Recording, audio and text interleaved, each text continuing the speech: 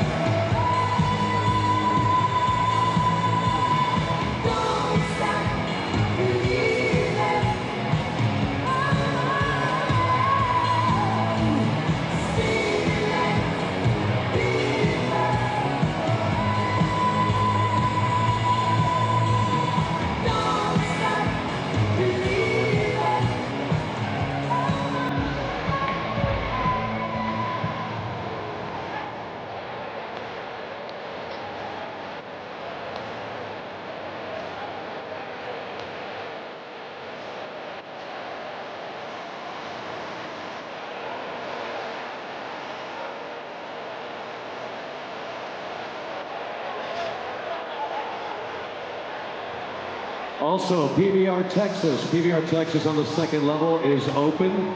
They have more seating, more bars, and also more TV screens. All right. Live Arena is sold out for tables, so everyone looking for tables, you have to look for side venues. Rangers Republic on the main floor. Lockhart Smokehouse on the main floor.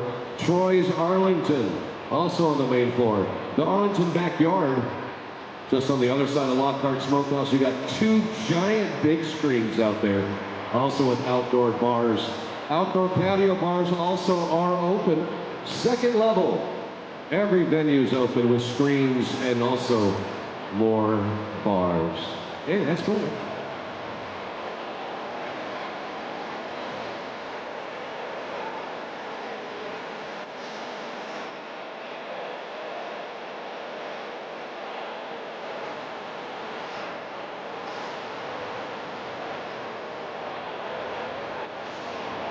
We also like to remind you guys today, if you're posting up on your social media during the game, before the game, post game, use our tags. Go to Instagram, use TX_live, TX_live or Instagram. On your TikTok, you could use Texas Live. Yeah, use our tags on your post, get reposted.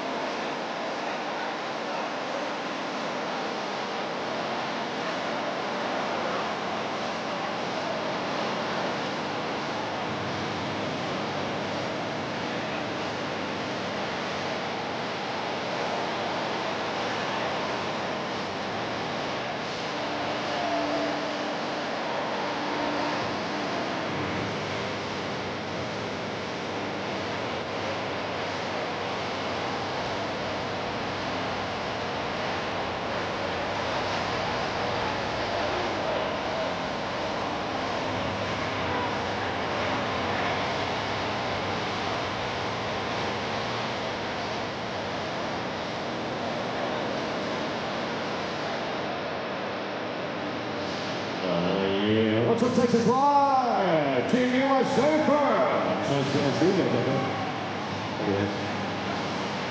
What's up, USA? What's up, USA? What's up, USA? I like the hat, son. Look at that. This is beautiful. You guys playing early. Look at that. We're winning at seating. Look at that. It's awesome. Yeah, you guys are the best of me. Hey, you guys are ready. Yeah, I'm ready, man.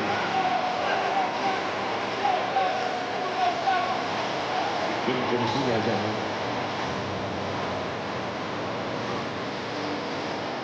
Yeah, that's a cool hoodie. You know, these guys are pumped. I'm pumped. Look at that.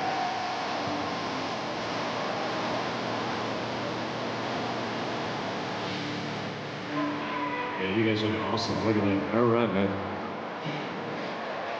Good to have you in the house out there, Team USA. Look at that.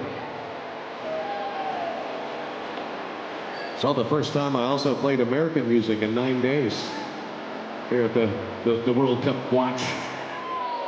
That's right. We just won every World Cup game. That's right. So if you want to see other games, come on up.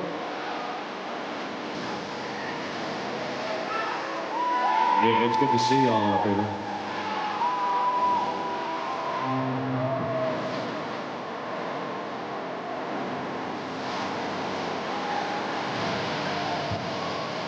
Stay tuned. I got some trivia. I'm going to give away a $25 live gift card for somebody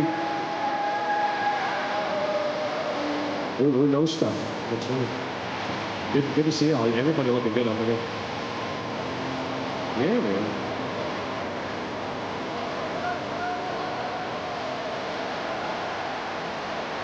We're getting closer. USA, USA, USA, USA.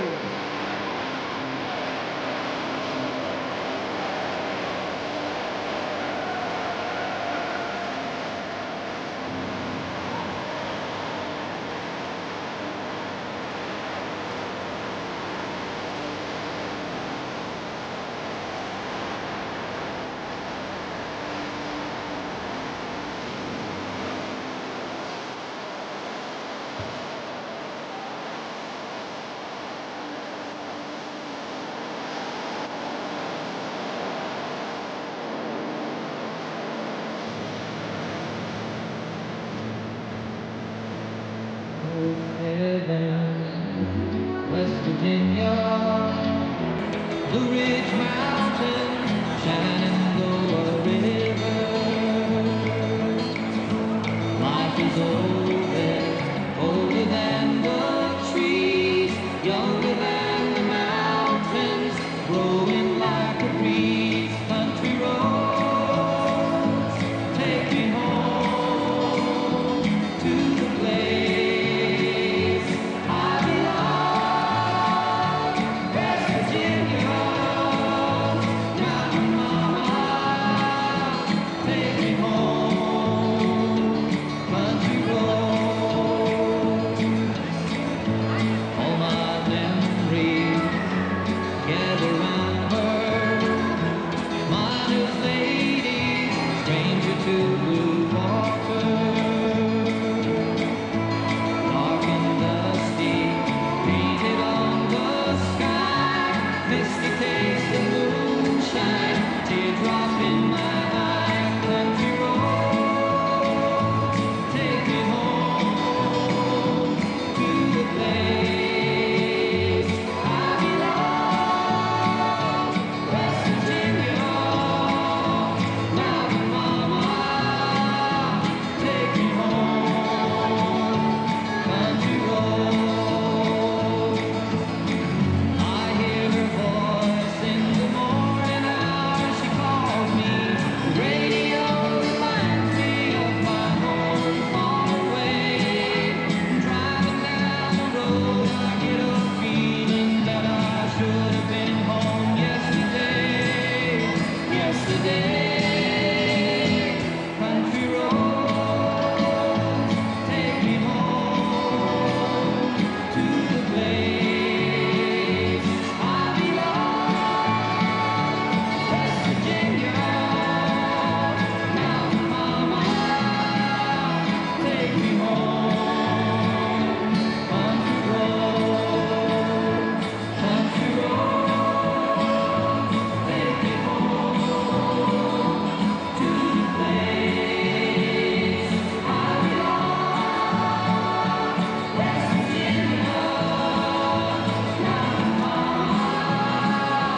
take me home. Country road. All right, guys, I'm going to give you a chance to win a $25 live gift card. It's good for food and drink. You can also put it on your tab if you win. All right, if you like to play, we're going to do 15 questions. 15 questions. Scan the QR code to play. Punch in a kid-friendly name. Lots of children in the house out there, so. And don't humor me with your college humor trivia names. We'll purge all your points. All right, scan the QR code to play. We'll do 15 questions. Each question has a max value of 100 points. The faster you are with your correct answer, the more points you will get. The slower you are with your correct answer, you'll get some points. So that's called trickle-down economics. All right, 15 questions. Scan the QR code to play. I got a minute 20 on the clock. That's right, USA Trivia. Number 15 questions. Scan the QR code. Get in it. You can win a gift card, the $25 live gift card. Good for food and drink. That's right. Look at that. Right.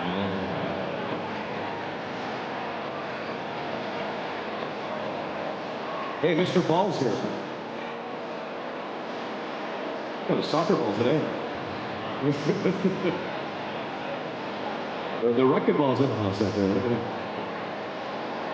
I see it.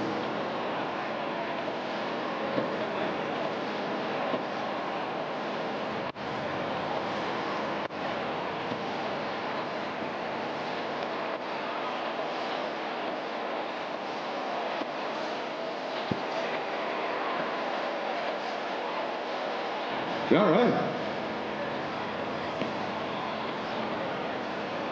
Hey, I just got me a new soccer ball. Come take a picture with me there. All right, well, we got 5 seconds left on that. Getting ready for question number 1 on trivia. Hey, you back, all right? See you, man. All right, question 1 of 15. Here we go, USA Trivia up on the board. You can win a gift card, 25 bucks. $25. Put that right down.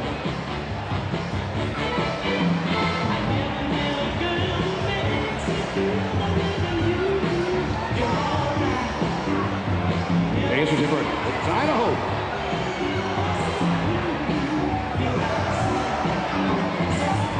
Jesse answered that the fastest. Paxton, you tied him. And then Michael right there.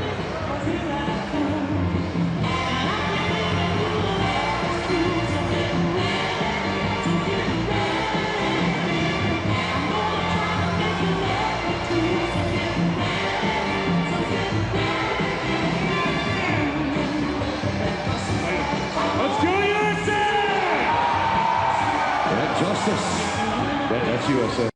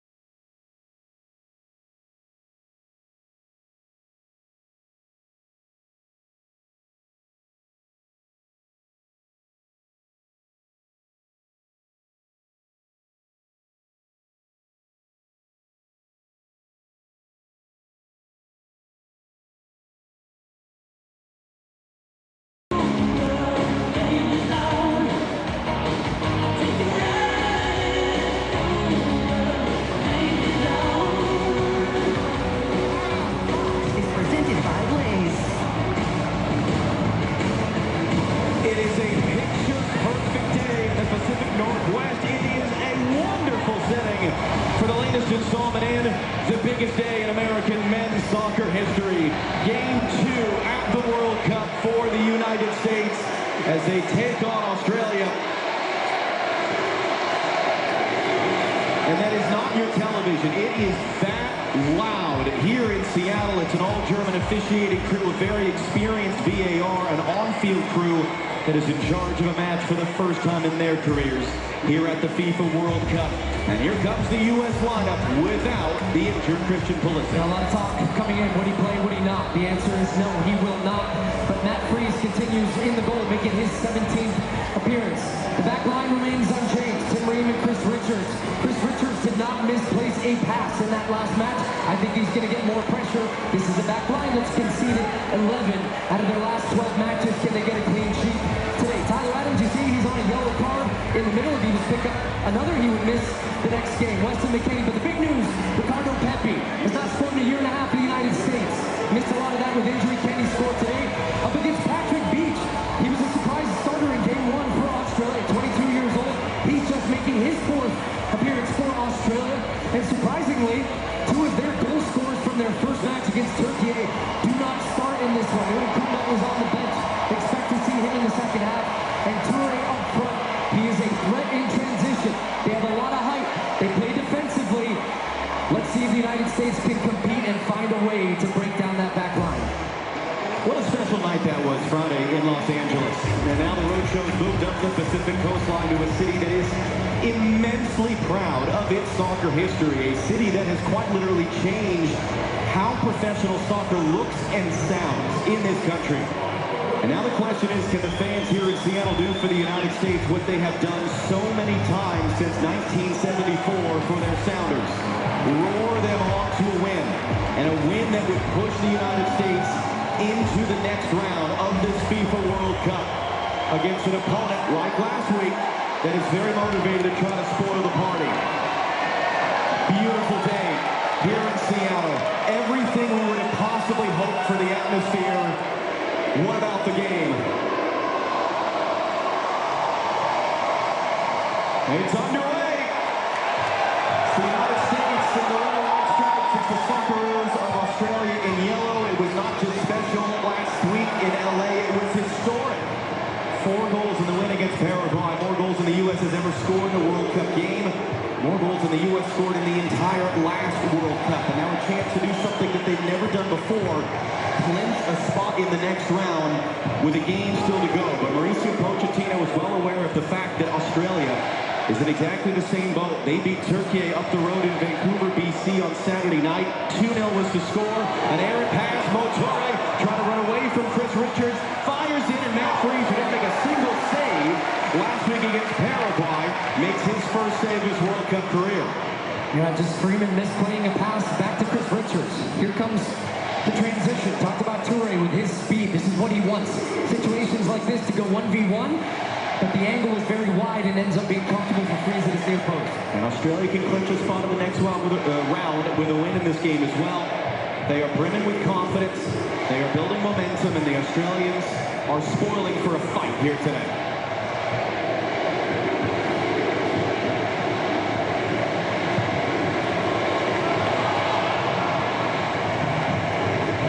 So it is as expected formation-wide for the United States. Ricardo Pepi's up front, 2-striker look. That person there making the run was Anthony Robinson, trying to get onto that direct ball. Good pressure here from the U.S. high up early. This is going to be a bit of a scrap, I think, in the early stages of this game.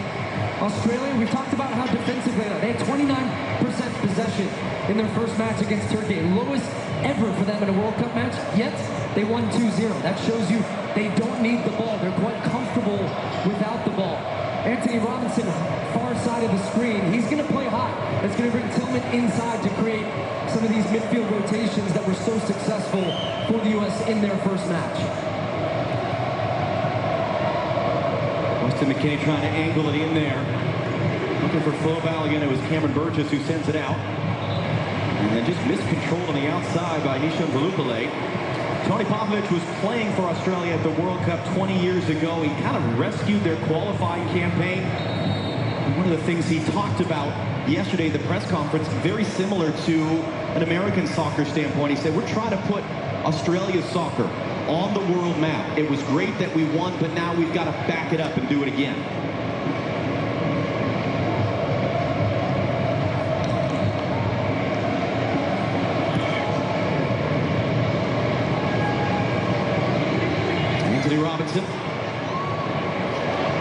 and Italiano is able to block the cross. It's not going to be a corner. Decision from our referee, Felix Weyer, as it's a goal kick.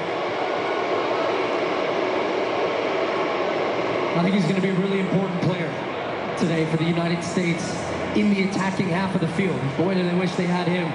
Christian Pulisic, foot fitness knock. Would he be in? Would he not? He is out and unavailable for the U.S. So that means that then Pepe came into the lineup. You're seeing a little bit of a different look formation-wise, but the big thing for them is having the two center forwards up against the three giant center backs for Australia and trying to create some movement. Here they all come on over.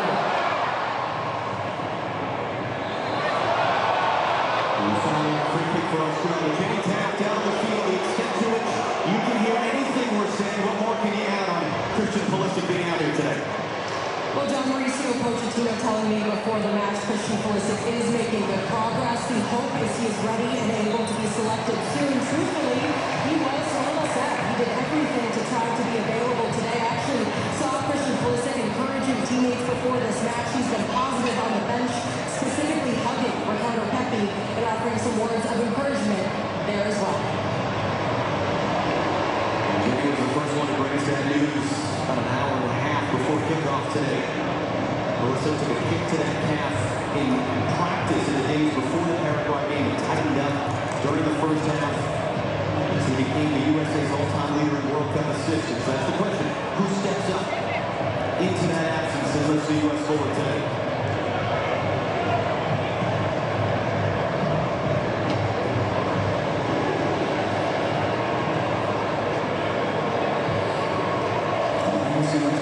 Popping up on the outside.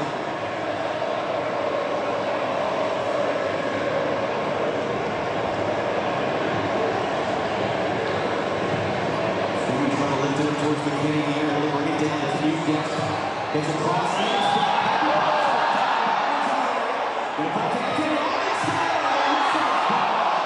before the shot was taken from Robinson, Felix Weyer spawned a foul and then against the U.S. But this is a great example of why you play with two strikers.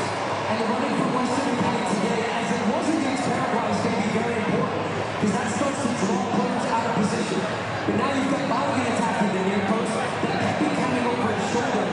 So traditionally, the U.S. just play with one. You've got 3 versus 1. This time you've got 3v2, but the movement in there just causes a little bit of chaos, and it almost bounces to Pepe. But a good early look, and the most important thing when you get into good positions in wide areas, you have to beat the first man. McKinney did there, and the U.S. almost finding a way through.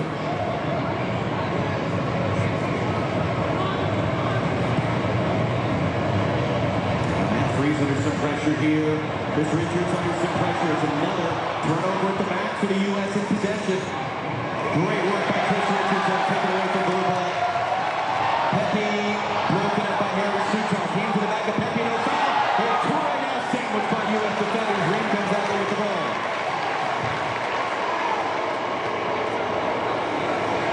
And then Tillman knocks it out for an Australian throw. And the U.S. starting a little frustrated right now. Yeah, the turnovers will be your worst enemy in a game like this where Australia, look, we talk about them sitting back deep, but when they feel there's a chance to press and you're facing your own goal, they're going to squeeze the game up, and they force the U.S. into 2 careless turnovers that have almost proved opportunities for them to find a way and attack the U.S. goal. So that is something in the middle of the field to be very aware of as Pepe's chasing down Sutar here. And the big man, Harry Sutar, the captain, back to the youngster Patrick Beach, just his 4th ever appearance for Australia. At the age of 22, but a monster night in the opener, 8-save shutout. It was promising there for a moment, but it was Eric from Balogun for Tillman. Freeman wins the challenge in the air. McKinney has it knocked away. Adams got there. That's a top tackle there. That was Matthew Lucky, long-time Australian veteran who catches Tyler Adams, and Adams is down hurt.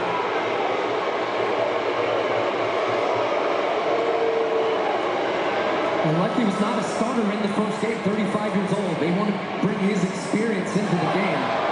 To me, that's a yellow card. Not giving that yellow early. The ball's very clearly gone.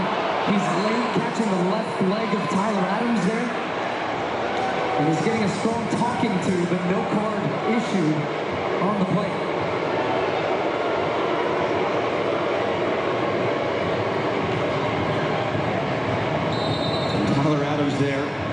such a leader on this team, such an important part of this team since he was a teenager. And Mauricio Pochettino, speaking to him yesterday after practice at the University of Washington, he speaks so much about the mental side of the game, and he said, more than anything else, we have to compete. We win or we don't win. Okay, we have to compete against Australia.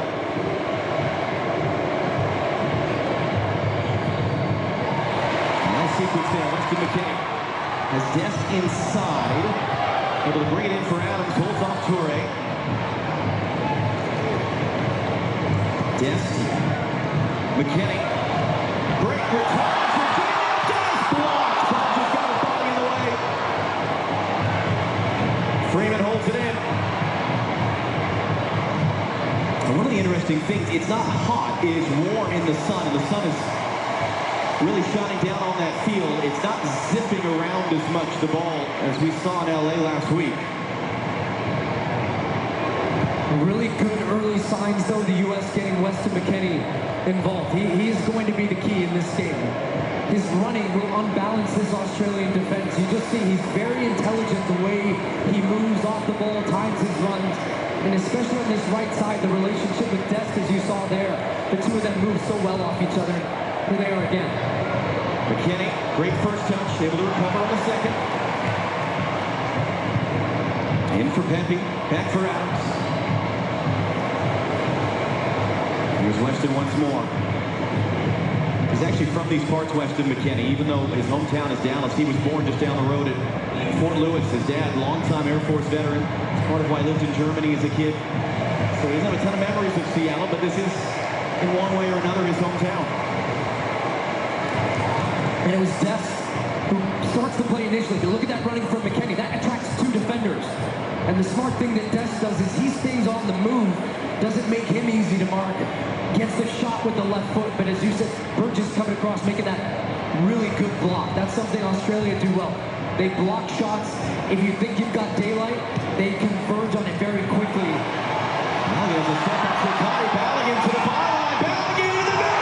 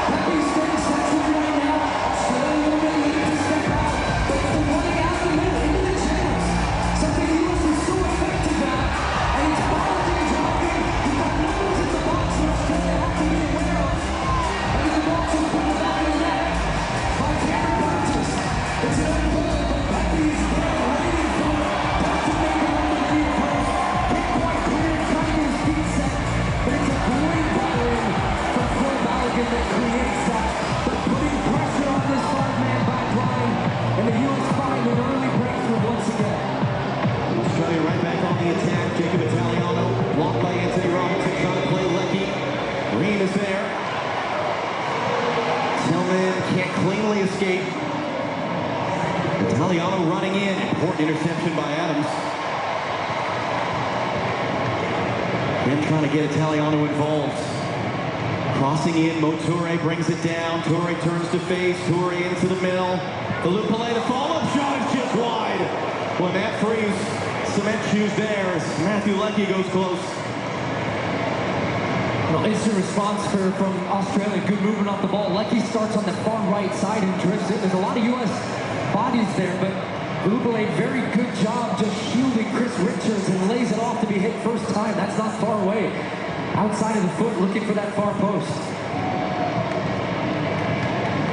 Robinson with some pressure from behind there again. Whoever wins this game clinches their spot in the next round. With a game still to go. If the finish is a tie, neither team would clinch, and there are scenarios at play for both teams where the late game tonight, the other game in the group between Paraguay and Turkey, the U.S. could end the night clinching top spot in the group. Not just advancement, under hit pass there by Burgess. It was his own goal that gave the U.S. the early lead. Tillman trying to angle for Dest. That's going to be a U.S. corner.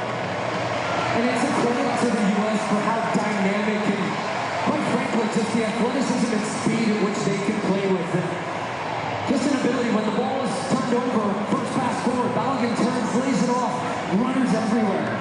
And Australia really, as they were on that own goal, scrambling to clear the ball, goes out for a U.S. corner.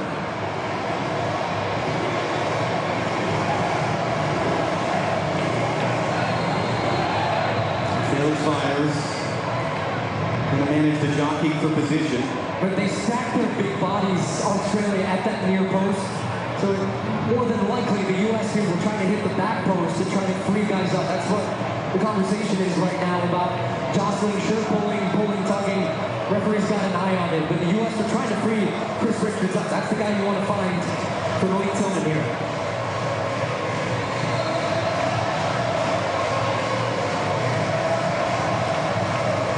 Tillman swings it in. That was McKenna.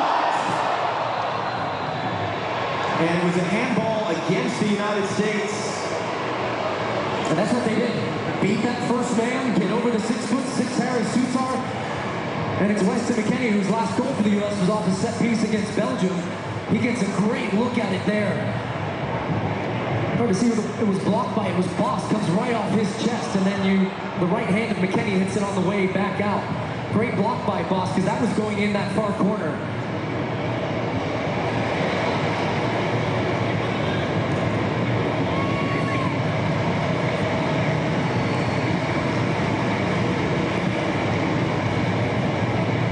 Again, you see the way the ball's just slowing up a little bit on some of those passes at the back and the way the Australians are chasing it down and causing some pressure. Another little flick there by Dest. That was Burgess going up the back of Balogun.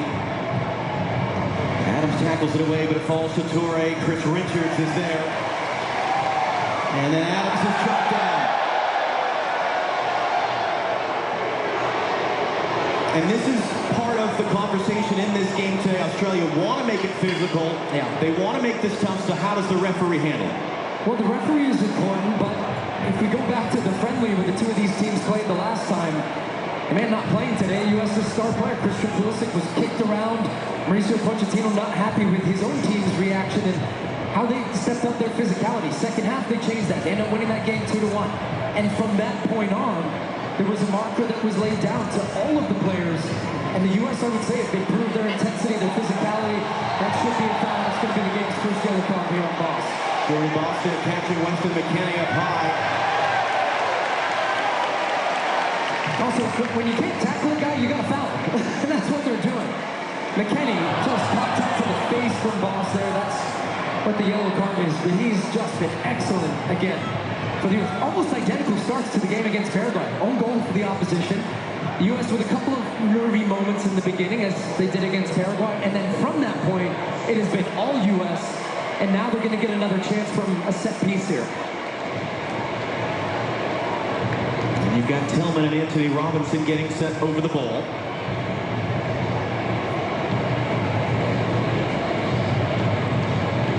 And the U.S. is going to push just about everyone up for this. I'm interested who's going to take it because you have two options. The left foot of Robinson, which would bend on top of Beach, or Tillman, who had a good one. But I would put pressure on this young goalkeeper straight away here. Robinson runs away. Tillman sends it in. It's McKenna with a flick. Draws a few oohs from the crowd. But he's a guy that he's coming off a career year, Weston McKennie. Such an important piece of, as you see, Robert Kennedy Jr. in the stands here today, here in Seattle.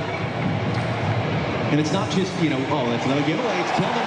It's Australia trying to play out of the back. Tillman into the middle, too far for Balogun. But for McKennie, it's not just the stats, it's the fact that he's played in different positions for his club in Italy, Juventus. He's indispensable to them all over the field. He goes wherever he wants. He makes the game wherever he wants. And that was, I think, a big part of why you immediately, when we knew Pulisic wasn't going to play, said, Weston's got to be the guy today. And because of the role that he is featured in, there's a big question. What position is his best position for the United States? Is he deeper? After seeing the season he had in Italy, where he was providing goals and assists, and That's part of that intelligence, and Mauricio Pochettino has found the right role for him. They have good structure behind the ball, so he doesn't have to worry as much about the defending, and he can just go and find those spaces that make an opponent uncomfortable. And a note on the field, you talked about it, how the grass is drying up. You saw that on the turnover from Australia. Because of the heat here today, it is a slower moving ball, and a couple of times Australia have left passes short that the U.S. have jumped those passing lanes. So we'll see if that has an effect as this game goes on.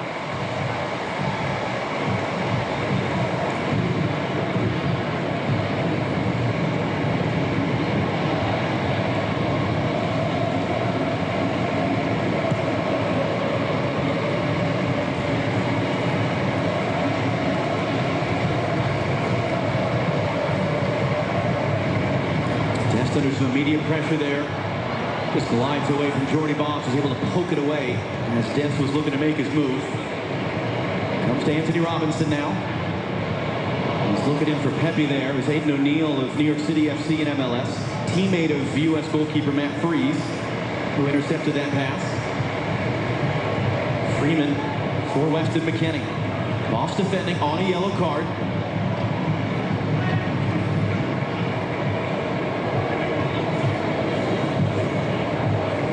A little under hit there, and Adams had to quickly recover it. Thumbs up for Weston McKennie at the end of the play. Reed, it's the wrong side of McKennie. It's going to work, though, for Dest to keep it in play. In for McKennie. Can he catch it? No. There's the loop play there. Backtracking, but it's getting away again. Good pressure by Dest. Into the box. A lot of numbers in there. Adams couldn't walk his way through. Australia nowhere to go, though. Nobody on the transition except for, look at the speed from Toure, and Matt Freese is going to be alert to come out of his goal to deal with this one and just boot it.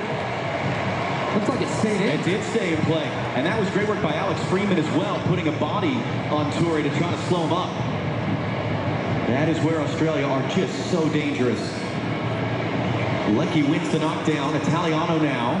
Anthony Robinson there. And it's a U.S. throw. Last off the Australian player. Well, the U.S. getting an own goal for a second straight game. That has never happened in the history of the FIFA Men's World Cup. And in fact, all time, only France have benefited from more own goals than the United States. That is number 5 in the history of the U.S. But as you pointed out, it's not just because of a terrible error as much as it is you create that chaos. And as you pointed out, who cares who scores? It's a goal for the United States. Some strikers might. Adams over the top. Is it going to sit for something? It's going to take it on play and beaches there in time. And he's looking, how did I miscontrol that? I don't think he gets enough credit for the running he does off the ball. As Great step, McKennie, Ballaghan, blocked. And then Leckie, that was good work to kind of look Anthony Robinson off and allow Italiano to get on the run.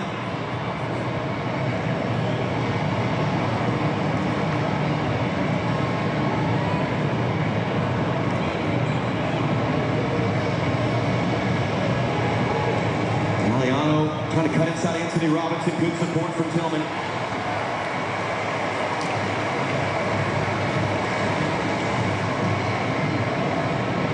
You bring in Flo Ballaghan. He scored twice in the game against Paraguay. Described it as a dreamy night. First time since 1930 the U.S. got multiple goals out of a player in a World Cup game. A guy that could have played for Nigeria, where his parents are from, was playing for England at youth level where he grew up. He chose to play for the United States where he was born. Told us yesterday the American people are passionate. They're upbeat. I love that about them.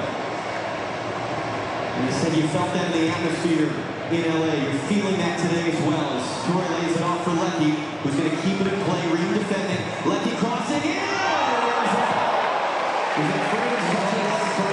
Really important, because I thought deliberately had a jump on him and just watch Freeman at the end of this accelerate to get away.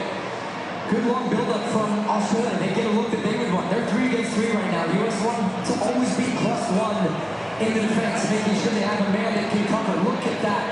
And speaking about own goals in situations where you're under pressure, maybe the ball can go anywhere. Great concentration, committed early, gets his foot across, but it's going to be a corner. They have some big targets. Burgess and Chicani 6'3" and 6'4". So this is an area for the U.S. right now. As you can see, the height advantage right there for Susan. All Ocon eggs was a take. First corner of the game for Australia.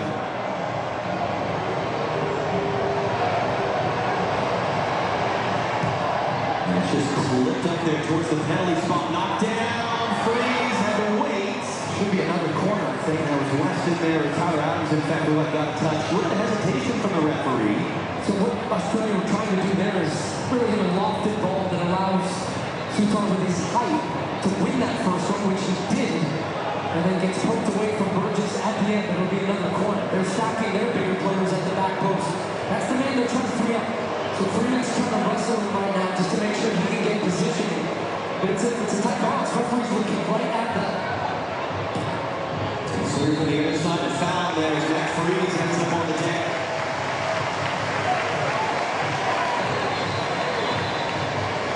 And that will take us to our match break, sponsored by Lenovo. Halfway through the first half of play on just a glorious, sunny, and more importantly, loud day in Seattle. It's the United States up 1-0 on Australia.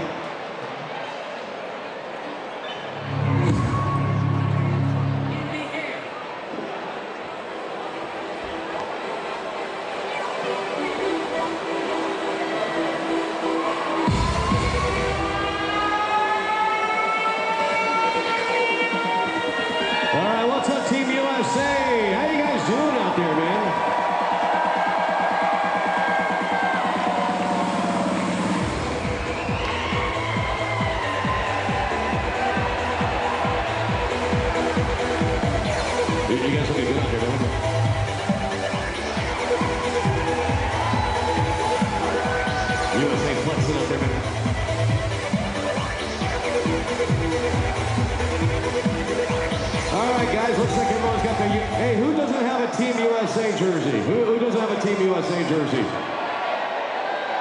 All right, you want a Team USA jersey? I got this one right here.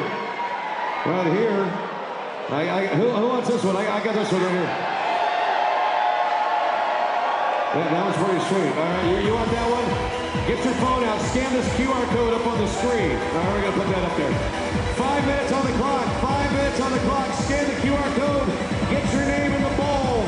I'm going to call one of your names. Scan that QR code right now. Come on.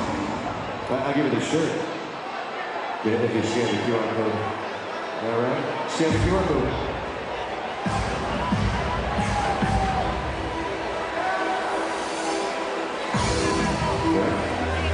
We're going to do this for the hydration break.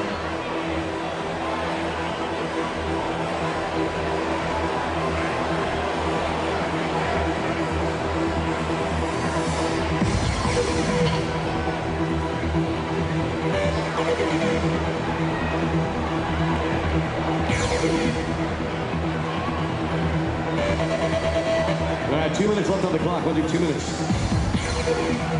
Scan the QR code with this Team USA jersey I got.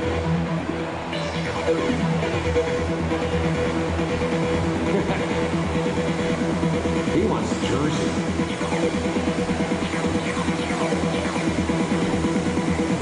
All right, looking at the clock, I got 1 minute, 1 minute.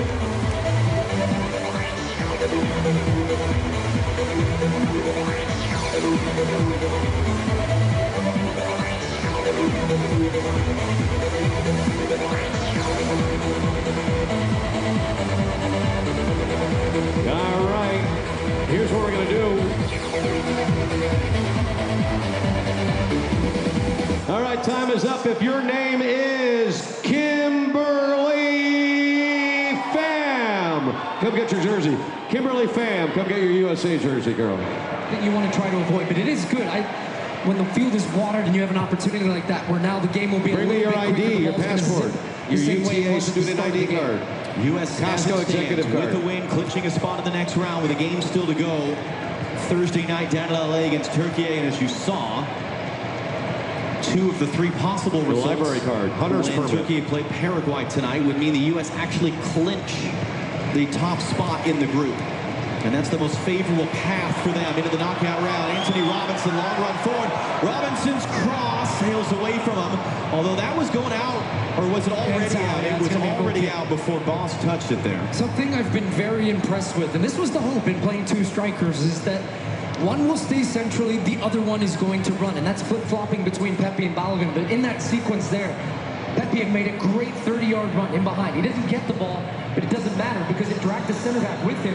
And it opened that space then for Robinson to make that run. The service was there, didn't come off, but great signs for the U.S. The center backs, they don't want to make those runs. But when you force them to, and they have to, it wears them down. And maybe it doesn't happen in that moment, but then the next one, you open up space for your teammate.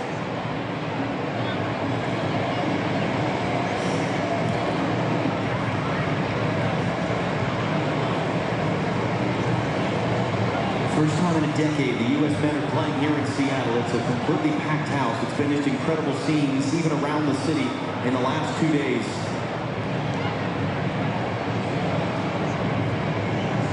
This is a stadium built with World Cup soccer in mind, unlike a lot of the other NFL stadiums that these games are being played in. When the plans were drawn up, and the late Paul Allen, who was the driving force behind building the stadium, they made sure the stadium was built wide enough to hold a World Cup soccer field, which is more than 20 yards wider than an NFL field.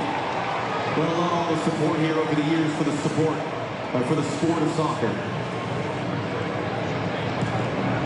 Can the U.S. make it that much more a perfect day by getting a win?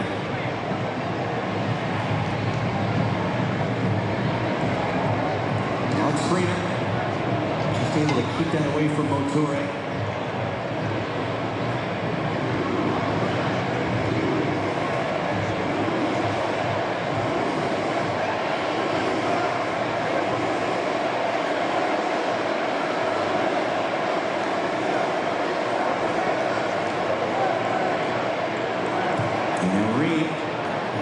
Running, it's mishit backwards there by Chircotti, and it's cleaned up error by Italiano, and it gives the U.S. a point.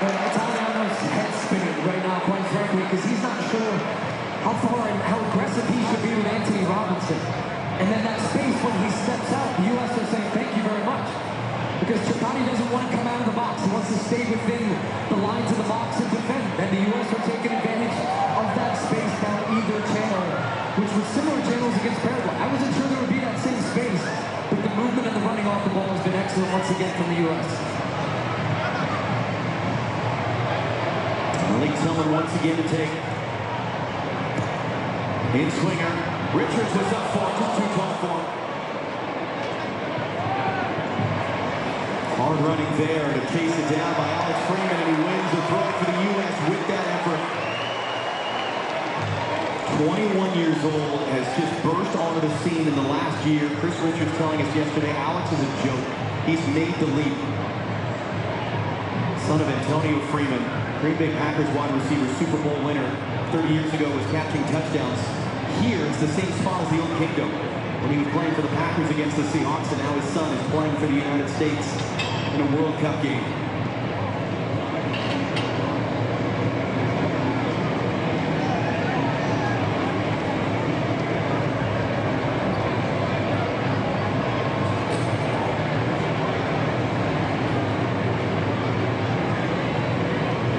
Couple options. Balogun able to hold it up. Tillman tripped up. Free kick U.S. is going to be another card coming in. There it is.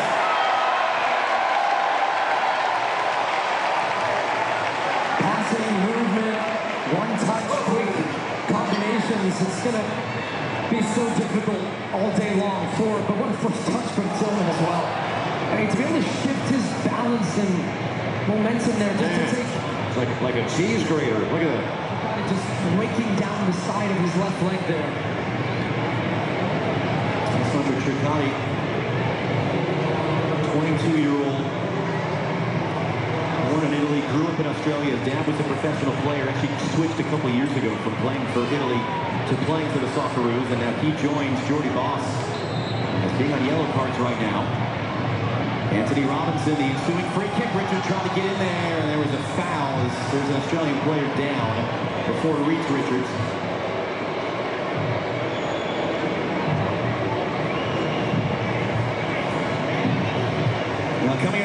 Fox. Action from Group C. Scotland facing Morocco. What a scene that's going to be in Foxborough, Massachusetts. Followed by Brazil against Haiti in Philadelphia. Those matchups are after us today as World Cup coverage continues on Fox. There you go, U.S. soccer royalty. Casey Keller, Alex Morgan, Jill Ellis, and Silvano Carrasco. I don't know who that is. Casey Keller, another one of those just important foundational Seattle Northwest members of, as you put it, soccer royalty, former starting goalkeeper for the U.S. in a World Cup. Alex Morgan, a World Cup winner. Jill Ellis, a World Cup winning coach.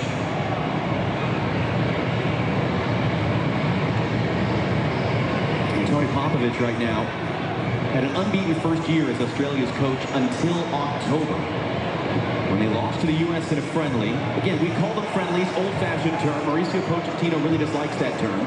Non-official matches. The U.S. came from behind in Denver to win that game. It was a nasty game. It was physical.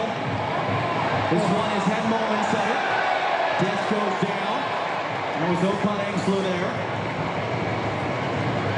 And for what it's worth, that game, Christian Pulisic actually came off hurt midway through the first half. So it's not altogether different than the U.S. is playing without Pulisic today, in the sense that they had to do the work without him in October.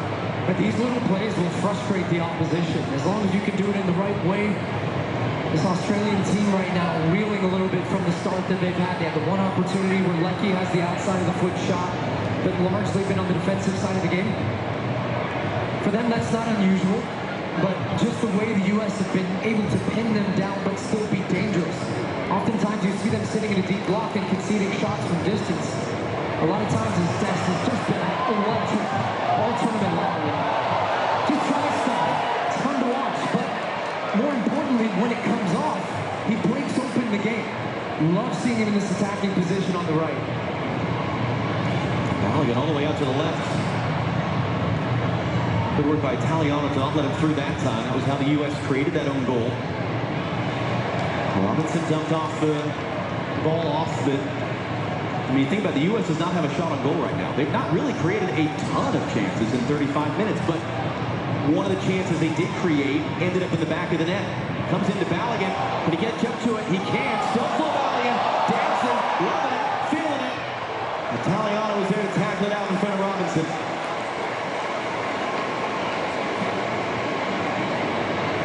And that's the big difference, because Turkey couldn't find the back of the net with the chances they were creating Saturday night in Vancouver. The real cliche in the game is that goals change games, and how different this is for the sake of that goal. But the difference also is, if you look at the stat line, Turkey had a ton of shots, but a lot of those shots were outside the box.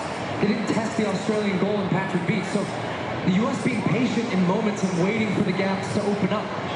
But while having the ball and shifting it quickly, you're wearing down the opponent.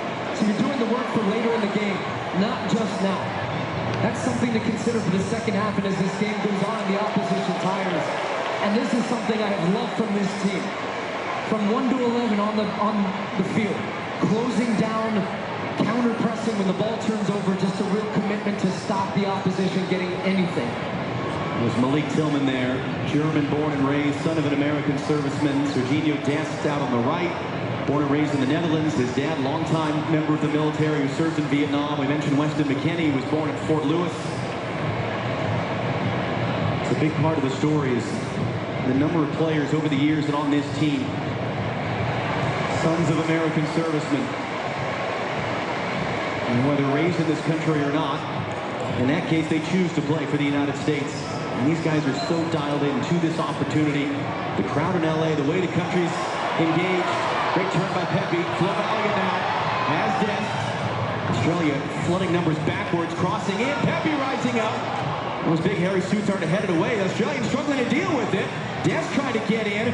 Scrambled out for a U.S. throw. Another good example.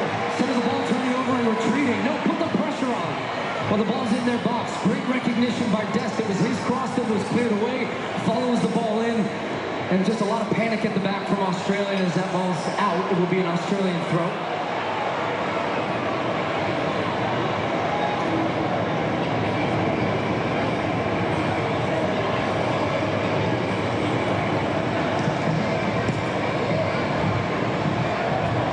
Remember on Friday, it was 1-0 for a long time. It was later in the half Alex Freeman is down, holding the back of his head as his Paul Ansler, and immediately the medical staff are rushing out. And Freeman was just trying to flick this ball on, and Ansler just crashes into the back of it. Two players challenging for the ball. It is a foul, but there's nothing more in this one. Tim Ream, as we so often see, this captain coming over, he's a coach on the field for Mauricio Pochettino with his experience.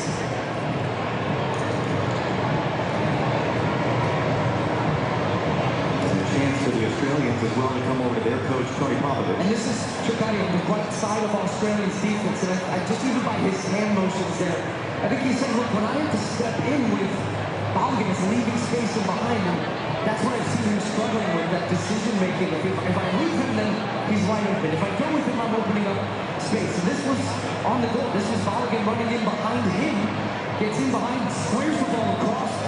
Sufan had to commit to the near post to try to block it. And then Burgess puts it in. If he doesn't, Pepe's putting it in. So it's a tough spot for a defender, especially when you're going with that left foot there. It's hard to get your body turned and clear. Joyous scenes throughout the building. Here in Seattle, as Alex Freeman is sitting up now. Ansler is on his feet. There you see Freeman now. Being held back up to a nice ovation. All right, we're coming into the Visa halftime show live here on Fox. Rob Stone and our crew of American soccer royalty. Down to our left. Great scenes pregame. Around their set out on the plaza on the north side of the stadium. And this is good. These are two doctors right now checking these guys for potential concussion symptoms, making sure that they're clear to continue in the game. And that's what the referees, the conversation is right here. Out of view of that, Chris Richards has run over to have a chat with Mauricio Pochettino. It's just so tough because you want to play, if you're a player, you want your starters on the field if you're a coaching staff, but you just have to be so smart about long-term health. The brain is a muscle that is just, as we all know, it's hard to really know for sure in the moment. And so, being very intense. Hey, please don't stand on the furniture, bro. Please don't stand on the furniture. Ansler are continuing. There will be quite a bit of stoppage time coming at the end of the half between the break and then the stoppage there. So a long way still to go. The U.S. a goal to the good, the 11th minute own goal. Matt Freese has made one save. His counterpart, Patrick Beach, has actually not made a save. The U.S. has not managed a shot on goal yet, just the own goal. As Freeman has it tackled out, and you see Ansler with the kind of bandaging and, I guess, Vaseline, for lack of a better word, on the back of his head. And the possession stats for the United States looking very similar to the first game against Paraguay. 71% of the ball in the first half. Right now it's a 70-30 split. So both teams tracking exactly how we felt the game would line up. Can the U.S. find a second goal?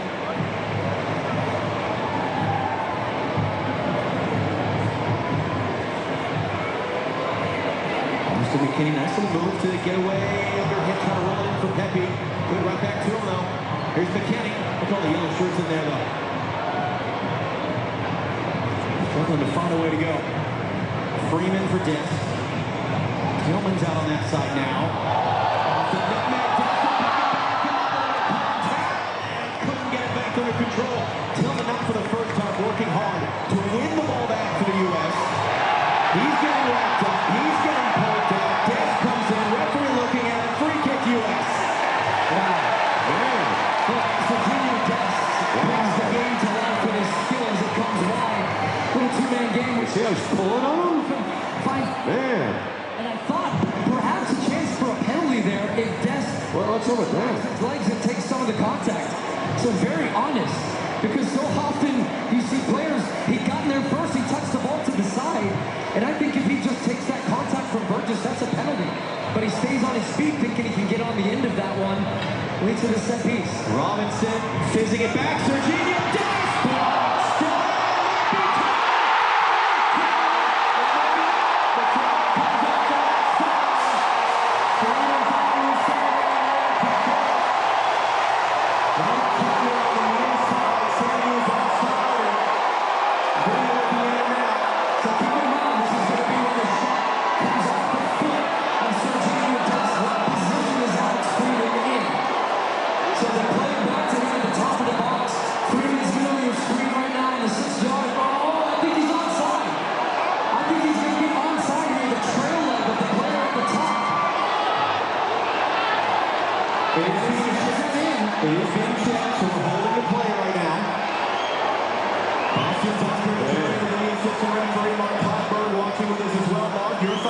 Yeah, the first shot in from the US attacker, it comes off the Australian defender, but that's it. I think that's offside, too. Still be offside. However, I think that the defender, the replays that I was showing, the Australian defender's coming back, and I think that the back leg is just playing the player Balogun who scores the goal, and I think he put him in an onside. I think this could be given as a goal. Yeah, I think so too, Mark. Right at the top there. And it's a great recognition there of an opportunity for Freeman, who ends up heading that ball in. And this is where the semi-automated offside technology is mapping all the players. It's microscopic. And sometimes pictures can be deceiving, but because there was a second U.S. player who was in an offside position. Here's the decision.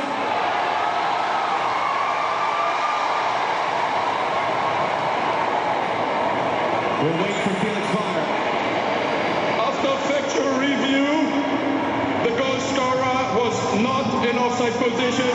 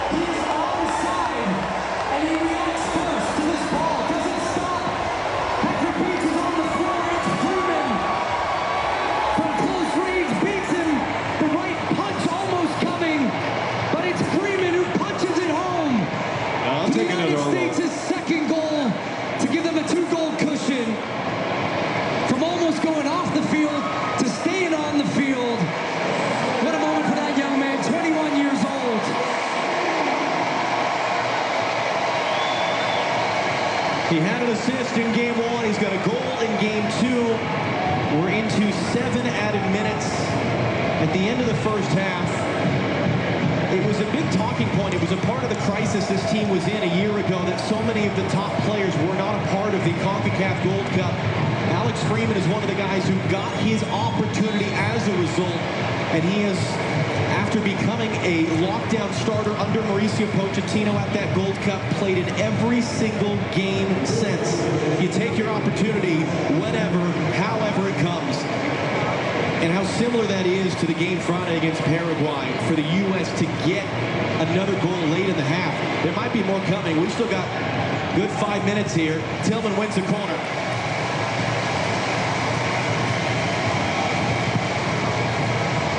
Look, I was told this crowd were the 12th man. I'm going to say they're the 12th, 13th, 14th man. I mean, the energy, the sound in this building from the moment this team walked out. In fact, yesterday, walking the streets, just such a buzz all tournament long. These U.S. fans are fired up, and quite frankly, for good reason. This team is delivering, and once again carrying a 2-goal lead right now. Tillman has Anthony Robinson a short option. Robinson runs away.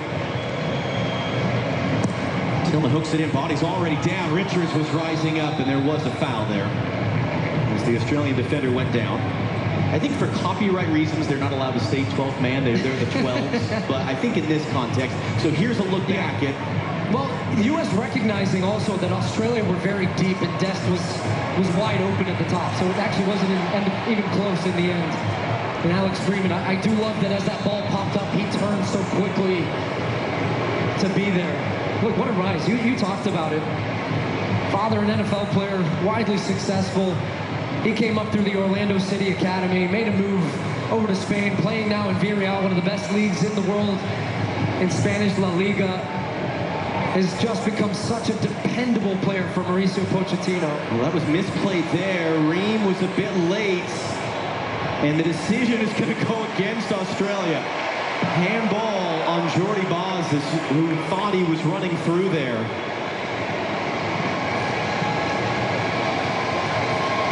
Yep, great call. Felix Weyer, referee, has been all over it. Good first half from him as well, I feel, in game management, giving out cards when he needs to, letting the intensity be high. There'll be a lot of questions for Tony Popovich going into the half of how do you change? Look, for the Australians, they're going to be chasing this game a little bit. But now you're starting to also think this is game 2 of 3. Third place finishers will go through. Turkey going to play later on today against Paraguay. This is an Australian team by winning that first game and put themselves in a good position, but you don't want this to get ugly. But how hard do you go and come back at the U.S.? And from a U.S. standpoint, it was one of the things that we talked about with Chris Richards yesterday. They didn't want to get complacent off the back of the first win. And you don't want to get complacent now. No. Because Paraguay worked their way back in for a stretch there in the second half. And you know the Australians are going to spend the entire halftime yelling and screaming and getting fired up. And the hope is as well for this U.S. back line, they take some pride in a clean sheet, because the stat out there, they've conceded a goal in 11 of their last 12 games. And as it was against Paraguay, a goal that came out of nothing. A clean sheet, no goals against would be huge for this confidence of this group defensively, as that one's going to... A little bit of contact there. Felix Weyer is going to say goal kick. But overall, John, a great first half for this U.S. team. And answering the questions again, hey, you did it once against Paraguay. Can you go again? The answer to that question is yes.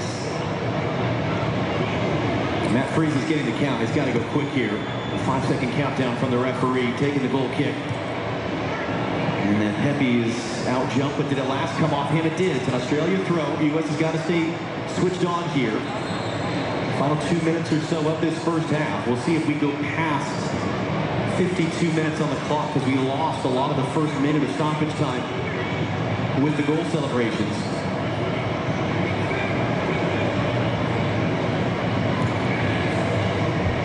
Ream, a strong header there. Adams, a strong header. Balogun, and he takes a knock to the back of the head. Flo Balogun is down. Ends up as an Australia throw.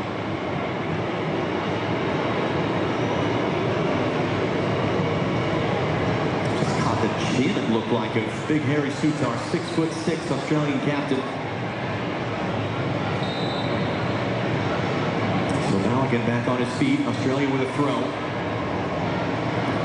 That's actually how they created their goal against the U.S. in the fall, was starting from a throw-in. Adams intercepts with Robinson's help. Tillman, nice little flick there. Pepe, Balogun wants to run with it. Tillman, a lot of traffic, able to weave through it. Couldn't play the pass directly through. Austin McKinney is down in some pain. Freeman is driving forward. Freeman into the box. Inside Jorginho. Oh, too perfect. First save of the game, Patrick Beach. Dest is hungry for a goal. Great work from Alex Freeman. Look at all the yellow shirts he drags out of position. Now they have a 3v1. That opened up space for Jorginho. Dest trying with the left foot to go to the far post. And Australia maybe trying to find something right at the end of the first half. Taliano weaving his way through. Back to the near side for Jordan Boss. Final seconds. Final play of the half. Dest can't make the tackle. Boss driving to the byline. Freeman is there, and it ends up just kind of petering out for a goal kick. And look at the entire U.S. bench right now. Every single player is up, celebrating that defensive effort. That's the end of the half. It is another picture-perfect half for the men of the United States.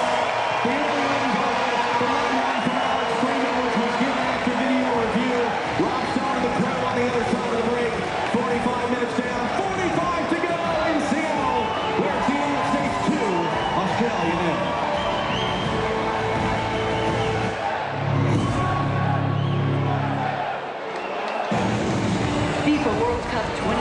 6 on Fox is sponsored by American.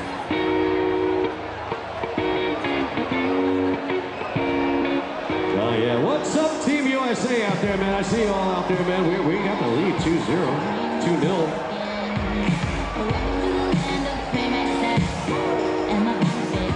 Hey, good to see you, man.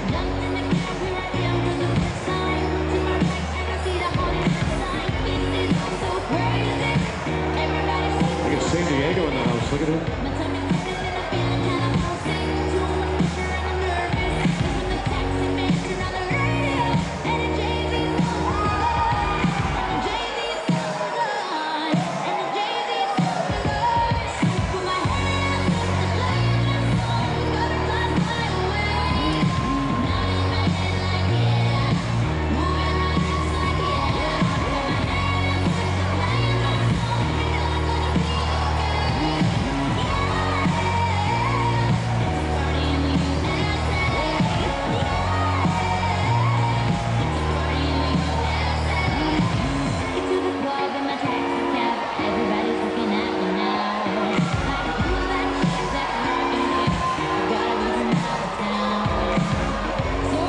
Oh, yeah, go USA, man.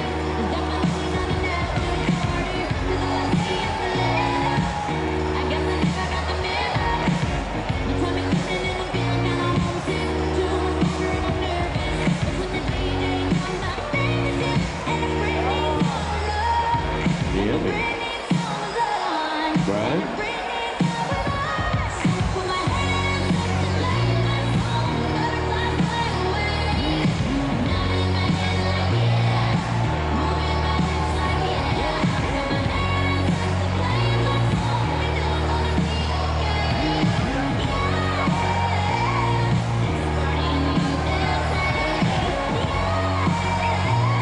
Hey, look, it's the Bumper Bunnies.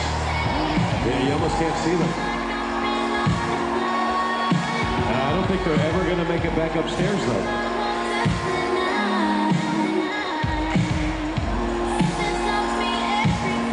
Yeah, they're not going to make it back, I don't think.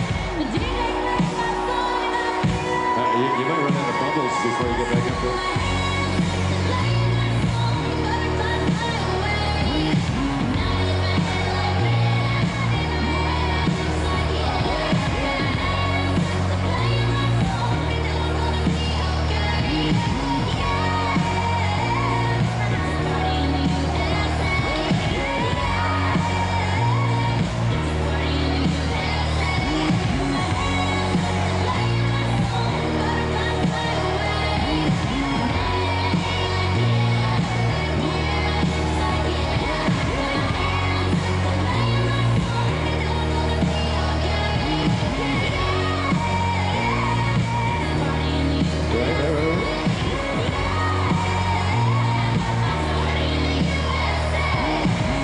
What's up, USA? How y'all doing out there? All right, I just got one question for y'all out there. Who would like to win $100? I got $100 right here. I'm gonna give $100 to somebody out there. Who wants $100? You want that? All right, you know what? I got this QR code that you're gonna scan right now. We're gonna go ahead and throw that up on the screen. Scan this QR code. I got 5 minutes on the clock. You're gonna win this $100 bill. Right now, scan the QR code. I got $100 just for you. Put it in your pocket.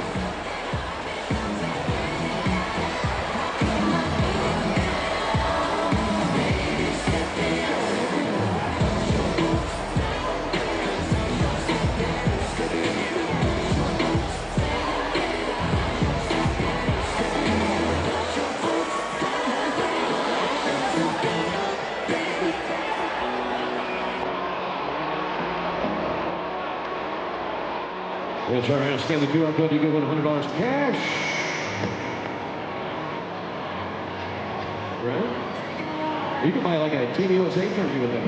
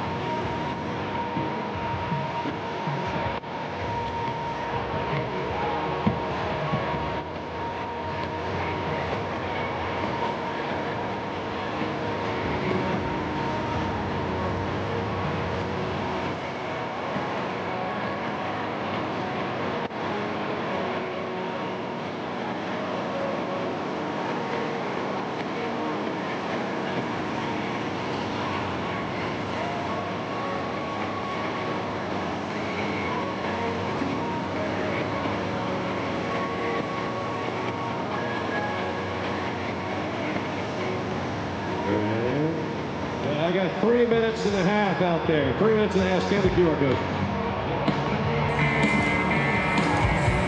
Well, I win this $100 bill right here. Look at that. Look at that. Look at that. Look at that.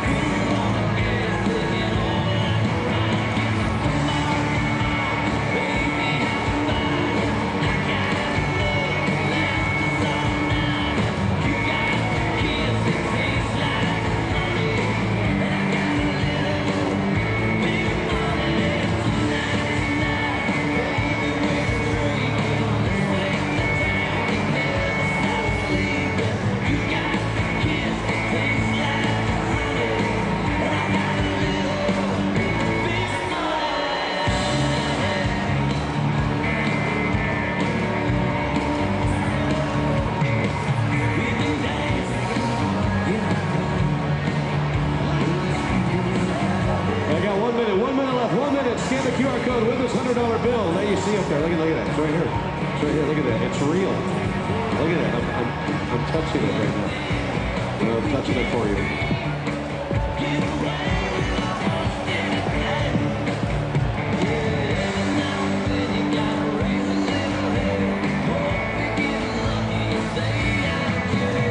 $30 seconds. 30 seconds.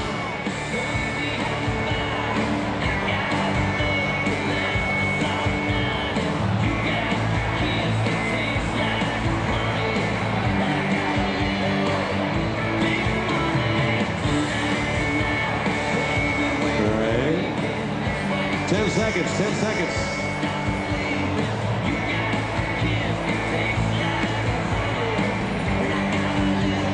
We're at 2 into 1. All right, if your name is, I'm looking for Ethan Blanton. Ethan Blanton. Come get your money. $100, man, right here. Come get it. Bring me your ID.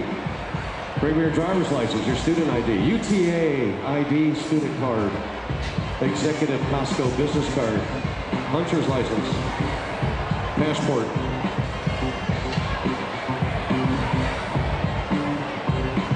If you don't know where to go, ask someone who works here. Right? I'm the guy with the big head. That's what she said.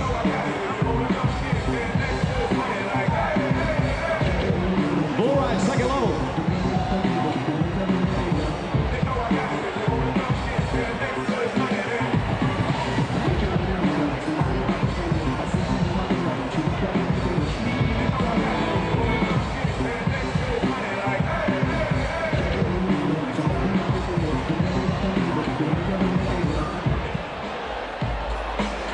Well, where's Ethan? Ethan, come get your money. Where's Ethan at? Come get your money. Not you. Dude, I know your name is not Ethan just by looking at you.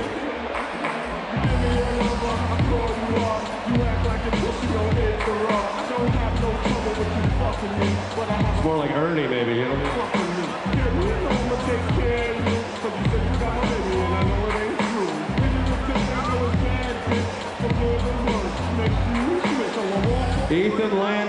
Ethan Lanton, L-A-N-T-O. Oh, Blanton, I'm sorry. I forgot the B. Blanton, Ethan Blanton. There he is.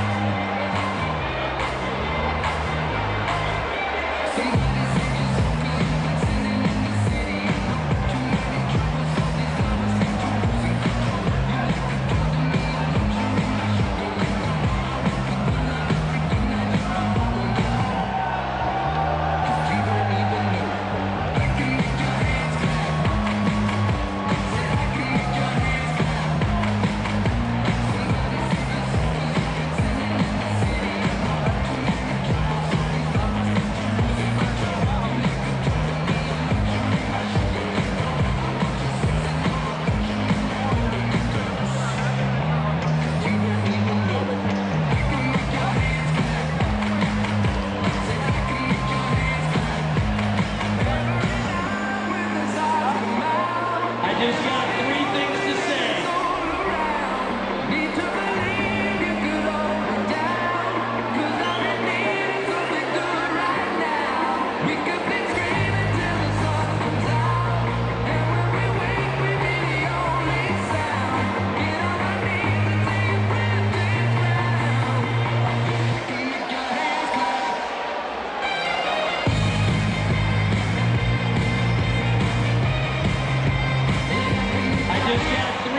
To say, God bless our troops, God bless America, and gentlemen, start your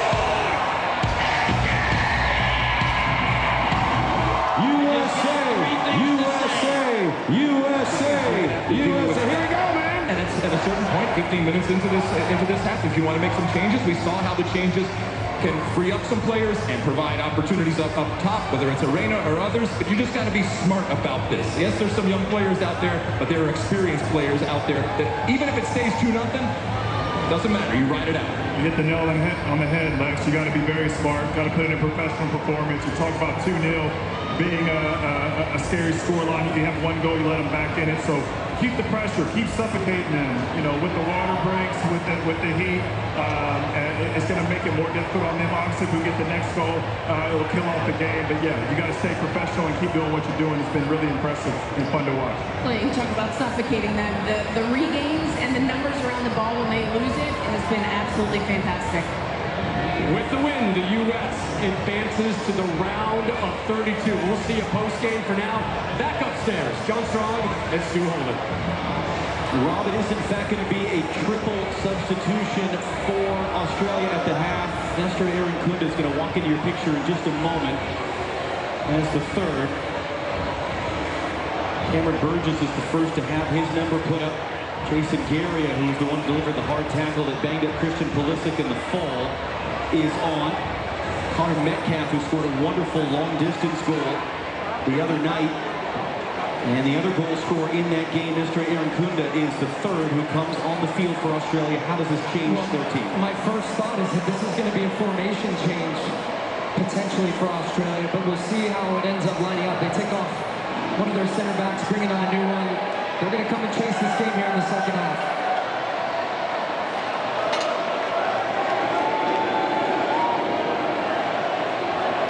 In the second half of the glorious sunshine, rocking Seattle Stadium, which is underway. So 3 changes, maybe not, 2. Okay, let's start with why is the U.S. on the opening kickoff of the half kicking the ball out of bounds? So the reason you do this from a U.S. perspective, or if they do it again, yeah, you're dumping it down into the opponent's half.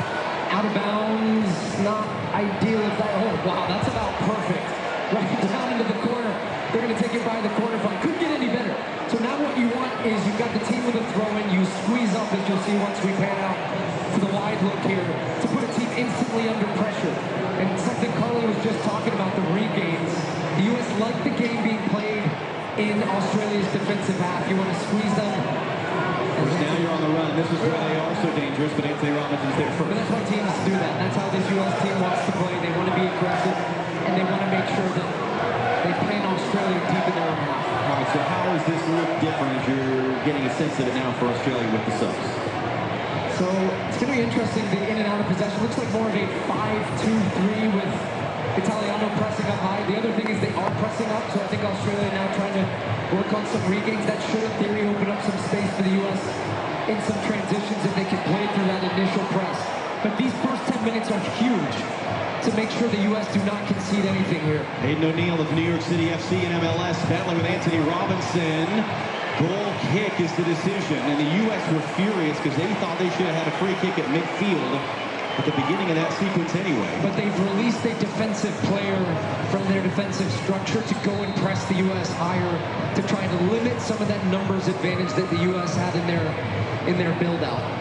U.S. unchanged. You saw Christian Pulisic there. He's sitting on the bench. He's not going to play today. The calf injury he picked up really in practice, actually, in the days before the Paraguay game, and despite all the hard work, could not get it to recover enough to be able to play. The hope is he'll be available Thursday night in L.A. for the group stage finale against Turkey, which, as it stands, not to say it doesn't matter, of course, but The U.S. as it stands are clinching a spot in the next round with a win. It could potentially, based on what happens later tonight in the other game of the group between Turkey and Paraguay, know for sure that they're winning the group by the end of the night as Flo Balogun is fouled. It'll be late tonight in Santa Clara, California, the South Bay area. Referee of that game, by the way, Yvonne Barton of El Salvador. And if you know that name at all, you know, expect some chaos. Those are two teams that are coming off a loss in the opener, have been roundly criticized in their home countries by their media, are under an immense amount of pressure to bounce back with a win, and really each team needs a win. A tie keeps each alive, but doesn't really do them a whole ton of good. So that's going to be a wild one late tonight.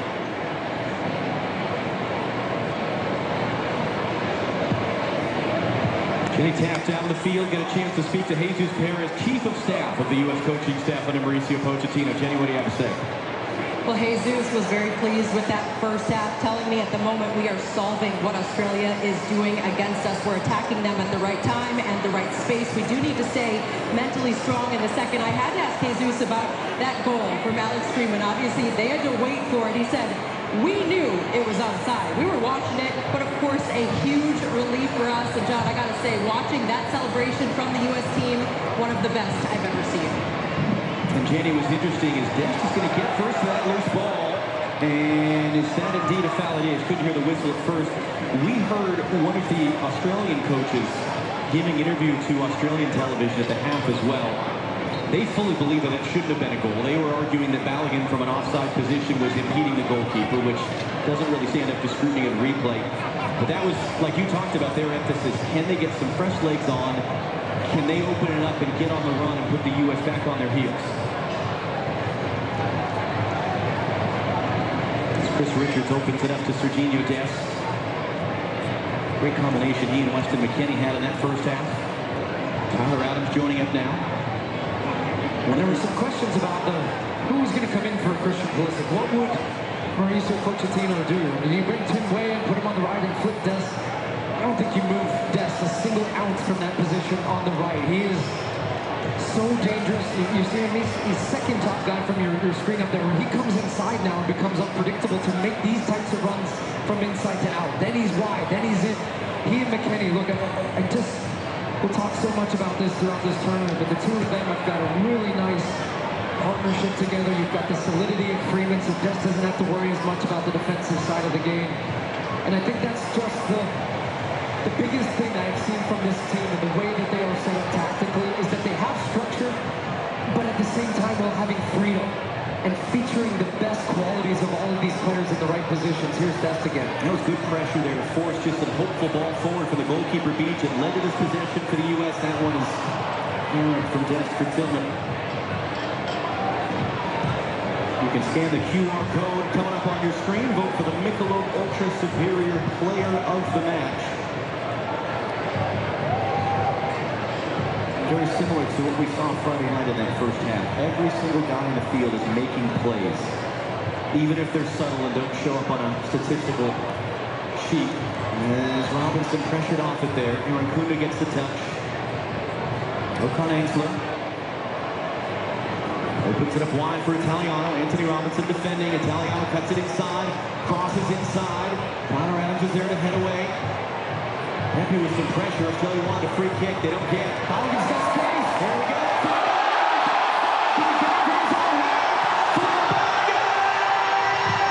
Blocked, ends up off for a corner.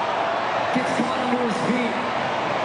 He's trying to look up and see where Beach is. The space was there. This is Round Australia, an example. They're trying to push and find a goal, but then they leave themselves exposed at the back. First touch is good, but that touch right there, the second one, gets caught under his feet as he's trying to separate to give him room for the strike, and then ends up being a great challenge from Chikati at the end to put off Flo Balogun as he was looking for his third goal of the tournament, and certainly would want that one back. And he probably will get that one back if this game will continue in that way. He's going to have room to run in behind this Australian defense. The Australians would not have been happy had that ended up in the back of the net with the amount of shirt that he added the defender. They would have been really upset about that. Here comes the fourth quarter of the game. Sent into a great spot. The second man there, that was Sherpati, couldn't get up to it, was able to clear. Tillman takes the bump, trying to control a bouncing ball. Irankunda brings it down.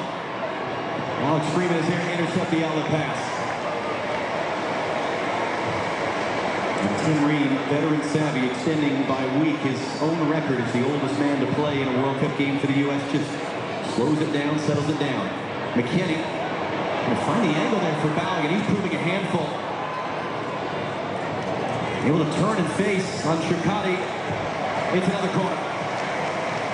Great running again for Balogun. And he does really, they're playing it quickly.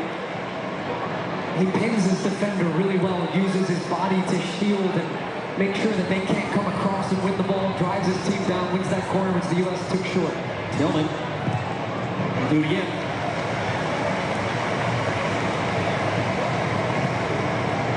I'm sure everybody at home would want this game to go 4-5-0. This is the U.S. being smart here. They don't need to raise the tempo of the match all the time for 45 minutes. Be smart, keep the ball, exert your energy in the right ways, and if the space is there, go.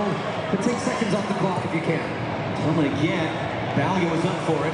And Balogun head-to-head collision with the Australian defender. That's the second collision that Balogun has taken. One was to the back of the head. This is to the front. Sherpati there, the Australian defender.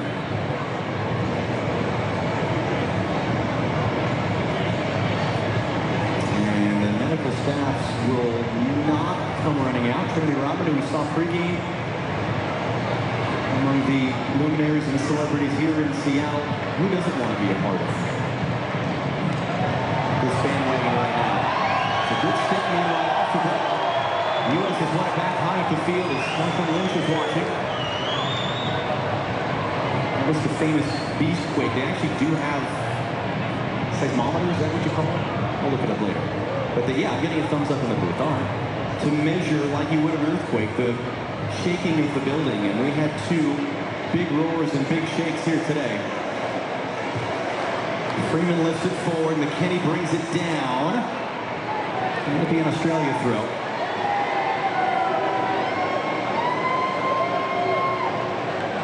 So Wilson in there as well. CR and his wife. Wilson is, among other things, a part owner of the Seattle Culture references are much better today. You know, we didn't. Don't jinx us, man. Don't jinx us.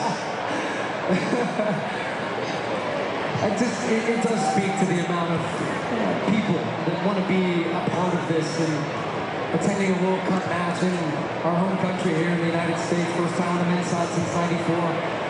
Richards forget. It's been a spectacle. The energy, you can't speak enough about it. Just soaking it in from city to city as we go. LA, get ready. We're coming back there for that Turkey third match. That was a good tackle in the middle. That was Anthony Robinson not ready for it. Could be a foul. It's going to be an advantage here. There might be punishment coming for Robinson later as Pepe wins the ball. Referee Felix Barr is going to call that dead for a foul. It's an Australian free kick, and the question now is Anthony Robinson going to get a yellow card? He is.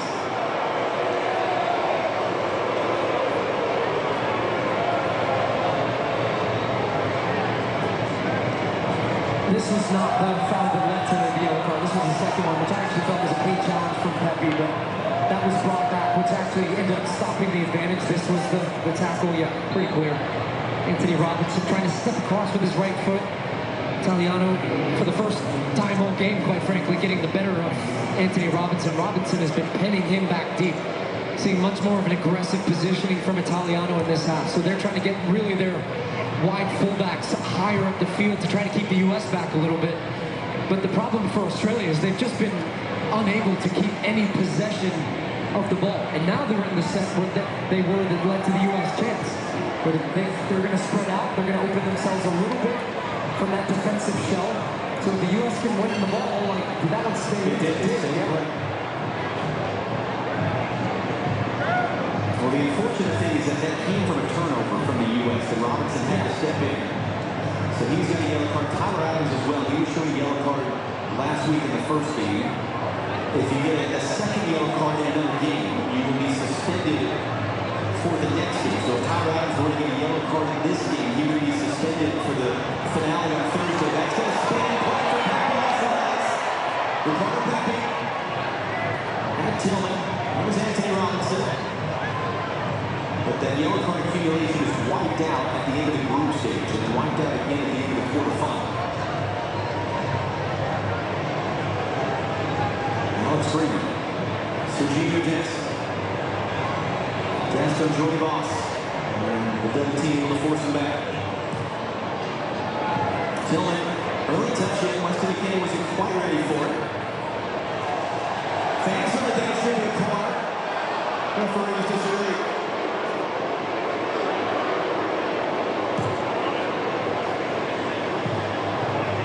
Again, video review can take corner kicks away. They cannot give them when they should have been telling right around. Actually should have been foul, honestly. But this reminds me of the night Tillman we saw during the Gold Cup for the USA. He's so smooth on the ball. He just glides around the field. He's such a tempo player, so creative. But his work rate is so impressive off the ball.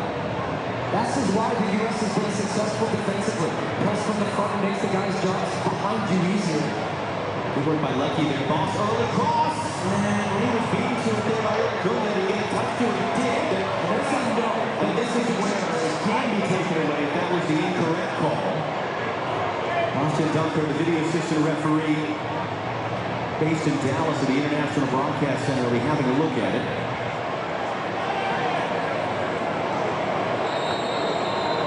And it has indeed been changed. So there's Erkuna coming across.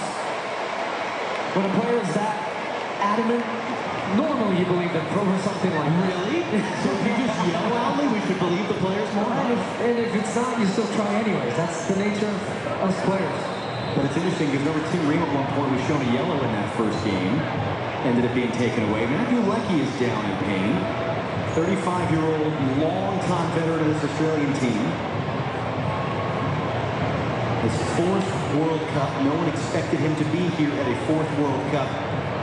He had a series of injuries after the last one in Qatar. It had been 2 years since he'd been called into Australia.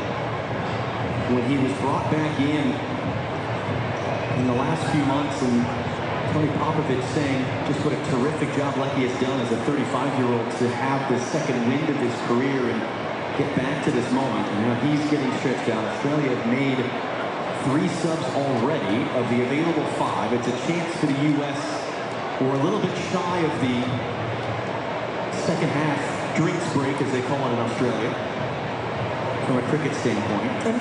I'm still scratching my head a little bit about his selection process coming into this game. I know he put Leckie into the lineup, but he took his 2 goal scorers out of the lineup and then rectified that at halftime, bringing these guys into the game in the second half. But I don't know whether that was tactically that he felt it gave him a little bit more solidity behind the ball, and his plan was to bring these guys in the second half and be more aggressive, but they've gotten to that, and we'll see if Leckie can continue. It looks like they're preparing another sub for Christian Volpano. Will they make the sub now? He's ready to go. This is an interesting player for them as well.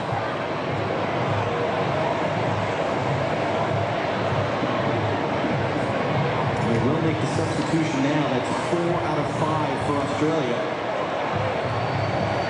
And Volpano, another born in Australia, Italian parents, was playing for Italy's youth national teams and just made a switch 3 weeks ago to play for Australia. And that's his World Cup debut now on the field for the banged-up Matthew Leckie. Yeah, just his second appearance for Australia, but he is a player that is very dangerous, 1v1, creative type of players. Going to give Australia a little bit of a look if they can find him in some space to get turned and be a provider, but he's a very attacking player. He's going to sneak in between defenders to bring that ball down in the air. Weston McKinney, great ball! Adams beaten to that in the middle by Metcalf. Now they're trying to get down Kunda on the run. Richards just trying to play the angles. Kunda doesn't have much support. Waiting for that support. For his backward shot is blasted over. Just on the field, his first touch. And there's going to be a review here for a player that went down in the box off that run. If there was contact, it was Volpano talking about that creativity. He gets the ball in a good spaces, gets turned, and the weight of the pass is very good. This is the speed they want from Kunda. He runs in behind. the incident that ends up coming, no, there's not going to be a penalty because Tyler Adams doesn't even see Metcalf's run as he's coming across, and he just catches his heels, but he's not looking at him. It's very incidental contact. I do not think that'll be a penalty. Mark Clattenburg, what about you? Of course VAR will review it, but I agree with Stu. He's coming from Tyler Adams' blind side. Tyler Adams doesn't go to block him. He's not even looking at him. There's a natural coming together, and I believe that the VAR will not interfere with this. And you were both correct. But another little, just a reminder for the U.S. of where this can get dangerous, and that was, you know, Clint Dempsey, Carly, and Alexi talking at halftime. It's why it's such a well-worn cliche in our sport that 2-0 is the most dangerous lead, because Australia pop one in and all of a sudden they're a goal away, the momentum shifts, the vibe shifts, everything can change in a heartbeat.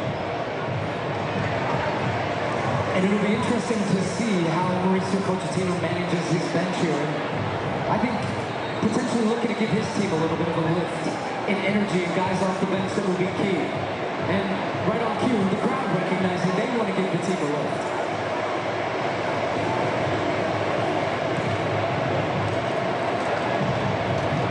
Tillman, out of Valiant, Pepe's open in the middle.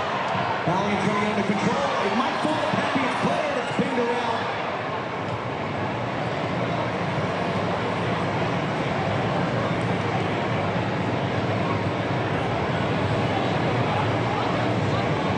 Great little feint turn there by Hayden O'Neill. And Australia getting out on the run. Good work by Weston McKennie tracking back to Slope Boss. Force the Socceroos back. And minor later tonight on FS1, the other two teams in this group, Turkey against Paraguay in the South Bay area, Santa Clara, California. Coverage begins at 10:30 Eastern, 7:30 in the evening tonight here on the West Coast on FS1.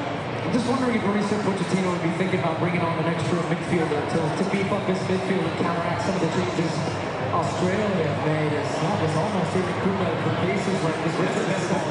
Yeah. And you can hear a little bit of uneasiness right now. That Freeze barking at his back line. I just think, look, you played the two strikers, you've got the two goals.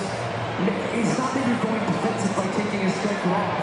You're just giving your midfield a little bit more dynamism and matching that extra man that Australia had now and solving some of these situations pressure-wise. Because look, you have to keep it against the back right here, struggling to play out of the back left. No afraid to box up over a bit. Here he comes in the air. Trying to lay off. But Paul Metcalf wants it. Metcalf has it. And you need somebody to up against influence on the ball to help in the build-up. You will struggle to clear the lines. Richards wants it away. Adams puts it away. He had time and space there just because of the pressure. You don't want to take any chances. End up getting some good pressure on the shot at the top of the box. Tillman, great work to win the ball. Rides the challenge. Tack it away from behind. No foul by Italiano. Because it was the Australian fans behind Freeze's goal who were roaring after that one. Freeze, gotta be careful. Richards, contact there. Aaron Goodman. Australian bench is going ballistic right now. Austin Docker, very experienced VAR. We'll have a look at this behind the play. But it's getting a little bit dangerous there at the back for the U.S. Valiant keeps it in play, wins a throw, and now we find out whether anything is coming from that. And it looks like Fitzfire has waved his arms and waved it off. No, it's not enough. And Aaron Goodman's not getting to that ball anyways. But Chris Richards using his body, but shoulder to shoulder, gets across in there. But I'm curious now, how do you respond here in this moment? Australia's pushing, they're building momentum, they're buzzing around the field. Heard so much about this team being more mature than 4 years ago. Handle the emotion of it, but also at times, put your foot on it, calm the game down. You don't want to get sucked into this type of game when you got 2-0 lead. Great tackle by Weston McKennie there. We're about a minute or so away from the second half break. Might be coming in a good time for the U.S. And that's something Tyler Adams there in the ball said it was last week in Orange County. We now have seen everything we need to see in a World Cup because we lived it 4 years ago.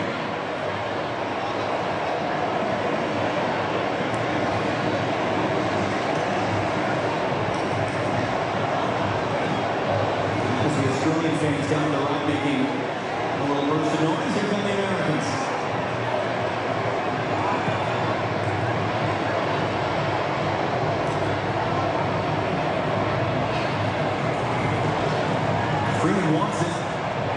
Adams is on too late. And Adams takes a shove there from Volpato. And that's part of it. They'll start to pop back up. Freeman from Dest, and they'll cycle it around. A handful of U.S. players getting loose right now. Still yet to make a substitution. Australia just one remaining sub in this game.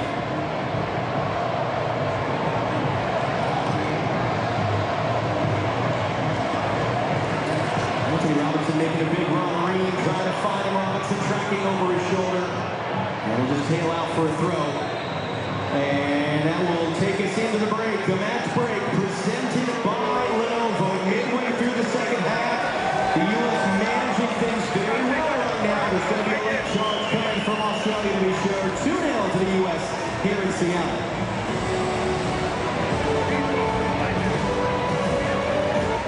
Okay, here's the deal.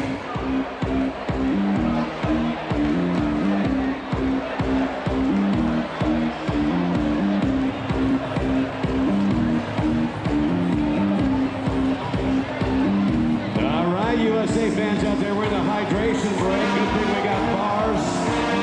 Yeah, both levels.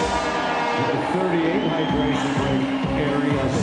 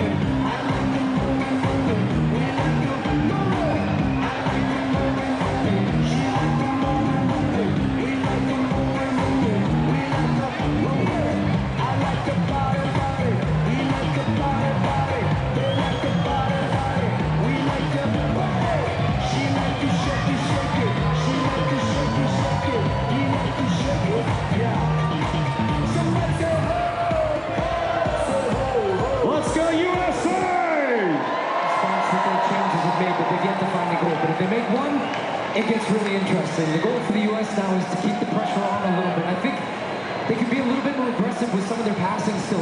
It's too comfortable passing it around the back and keeping possession. Keeping possession is fine, but you've still got to put a threat to the opponent to force them to stay back and be a little bit hesitant in the way in which they're pushing forward. I expect to see some of these subs soon. I think the U.S. need it, and we'll see which changes end up getting the final knock. You can only see the top of the second. It looks like Sebastian Berhalter is moments away from coming on the field. Dance down hard on the outside, keeper the ball cleanly. And Ferreira couldn't good tackle, Chris Richards. And then Pepe had an option to lay off for Dance.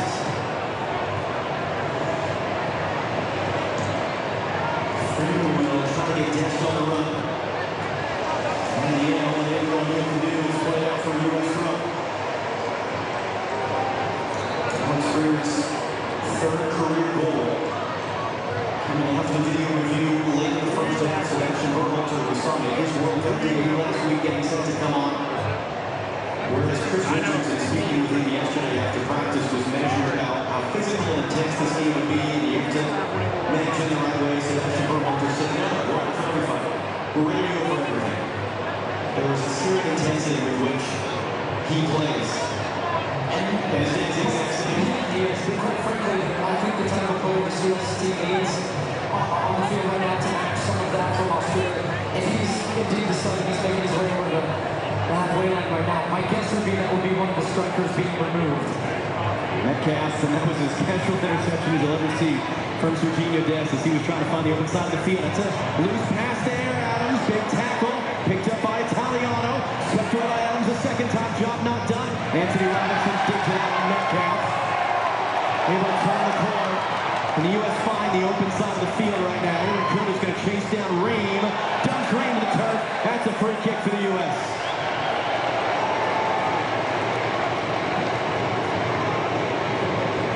18-year age difference between those two gentlemen coming together there. Yeah, but the Aussies are hunting the ball now. They coming in strong and also late, as you can see the foul there on Tim Ream. Berhalter's ready. And they've been having a hard time with that electronic board all day today. After Aaron Kunda became Australia's youngest ever World Cup goal scorer last week. To get him going, it'll be Ricardo Pepi taking off for Berhalter.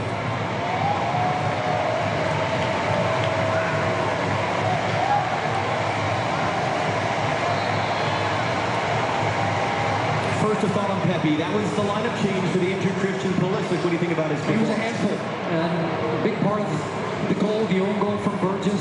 I thought he did a lot of selfless running that you won't always get credit for as a striker, but running into the channel, hold-up play, link-up play with Balogun, the two of them worked well together. Great work from Anthony Robinson. Look at that strength here from Balogun. That's so good. You got a guy all over your back, but still to just keep your hands out, get your elbows up, make it difficult for him to get around you. Also, look, saying I'm quite happy actually to take the foul here and just give the U.S. a free kick and stop the momentum a little bit from Australia. Paul O'Connor being called over by Felix Weyer. He's known as a referee that likes to keep a game tight, that likes to use his cards to control a game. He's not really done that. He's also known for really not enjoying dissent. And that was O'Connor had a word on the way through as boy Sutar almost kicked Gary in the face. Tillman picks up the second ball. Tillman rides the challenge. Just slows it up and cycles it around. There's Berhalter's first touch. And Aaron pass for Dest to the outside. Ball struggled to get on the run.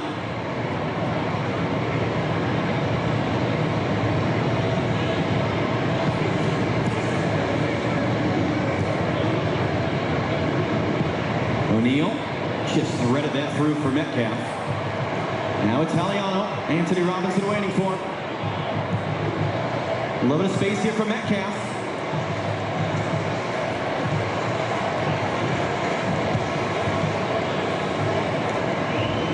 It's Volpato. Volpato gets the cross in. Freeman stooping low, heads it away, and that header evades multiple Australia players. Balogun can't escape. Garia gonna recycle. Richards is there to head away. Robinson trying to steer to the open side of the field for Dest. 15 minutes plus stoppage time to go. U.S. as it stands, clinching a spot in the next round. Could clinch the group stage win in Group D based on what happens later tonight between Turkey and Paraguay. Fifth and final sub in the wings for Australia. Volpato. Adams defending. Italiano. Volpato on the return. Cuts it back on McKennie. Sweeps it in the middle. Popped in the air by Richards. Aaron Kunda rising up. Bodies and limbs everywhere. It's cleared away. Yeah, seeing some tired legs from the U.S. out there right now, not following their runners. They're going to hold this one to make the sub. Australia wanted to go quickly. They're also, I would imagine, going to check something in this sequence. Doctor wants an extra moment to take a look in here. So it hits his hands, but that's not a penalty. And you can see Felix Weyer, the referee to the right, he sees it pretty clearly. And the reason it's not is but they're both challenging for the ball. There's not an unnatural movement from his hand up to the ball. The ball doesn't move because of that. I don't think this will be anything from a handball perspective. Ball Okan Engsler will be replaced here. And once a sub happens, that means that has indeed been checked and clear. Fifth and final sub for the Socceroos, Jackson Irvine, another long-time veteran, 33-year-old, at his third World Cup. And then contact off the ball. Christian Volpato goes down. Anthony Robinson, who's on a yellow card, certainly seems unimpressed with Volpato's going to ground. Volpato's been a nuisance since coming into the game. You see his creativity. He's a difference maker for Australia. Let's see what happened off the ball down to our right. And that sign there says nothing in it from the referee. So that's being communicated via the VAR. So he initiates it. And then look, the left arm comes up from Robinson. And he's trying to bait Anthony Robinson into getting the yellow card. And the other opposite part of the game. I like what you want VAR in these moments. That would not allow this to end up being something that would be whistled and Robinson would be punished. But if I'm Pochettino, I'm thinking about Robinson right now on a yellow and under pressure that maybe he's a guy you would bring out of the game. Austin Trusty and Joe Scally are prepared to enter at the next opportunity for the U.S. And they're going to set up here. This is one of the weapons they have. Alessandro Cercati has a long throw in him. And he's going to come across from one side of the field to the other to take this long throw. Everyone back to defend in the box for the United States. Got to be aware of the second ball. Comes backwards and short. O'Neal will return. Cercati blocked by Balogun. Australia corner.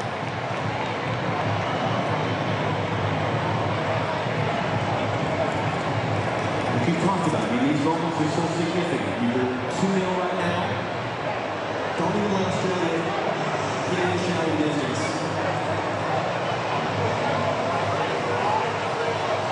11 minutes to go. Stoppage time. Third quarter of the game. Swept in. Good hand right there. And down to the U.S.'s opening. Second time to the What a lead from Freeman. Showing his athleticism. The guy he's marking is is 6'6". And Freeman just with a huge jump to win that one. Takes some contact and ends a foul for the U.S.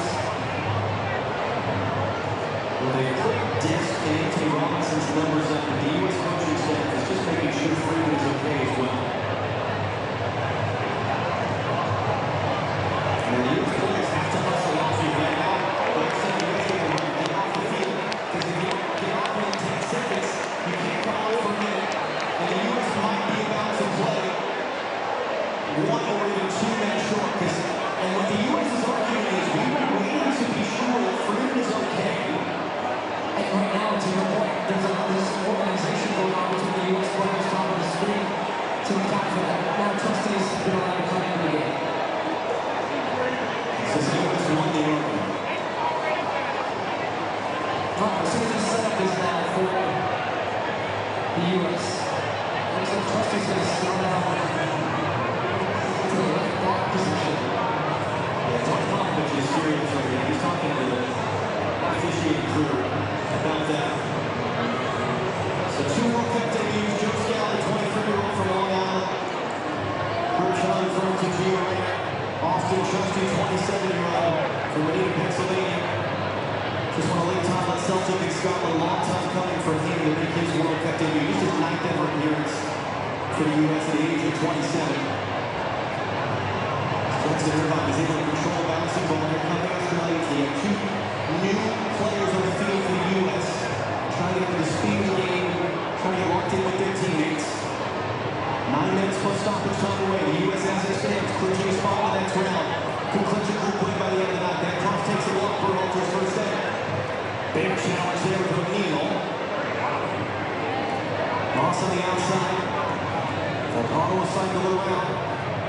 And one of the things you brought up, the U.S. has not had a shutout since September. A win against Japan, a win that really changed the momentum a lot in the fall for this U.S. team. They would love to get a shutout win here today.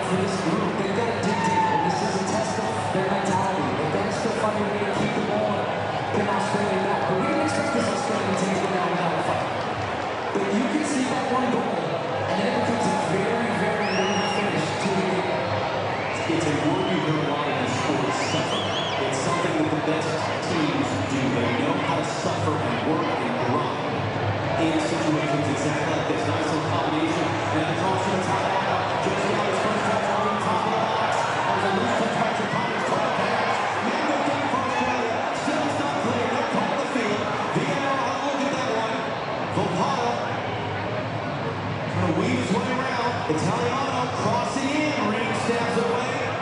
Freeman, a slice touch, Balligan. Can they deal the run? Can they just get rid of it right now? It's right back into Irvine. Irvine on a return from O'Neal. Richards all the way out to defend. Corner kick Australia. And again, the waving arm signal from Felix Potter. Nothing in this to merit a penalty. First challenge is good. Ball bounces. No, it actually went through the legs of Richards and put that in the box. And you can see pretty clear. Richards gets all of the ball before he goes down. But anytime the body goes down in the box, you start getting a little nervous. They of course going to appeal for it, but it's a corner. It's an outswinger. It's too tall for Weston McKinney. Italiano on the other side, driving to the byline. Took a touch off McKinney. It's into the danger.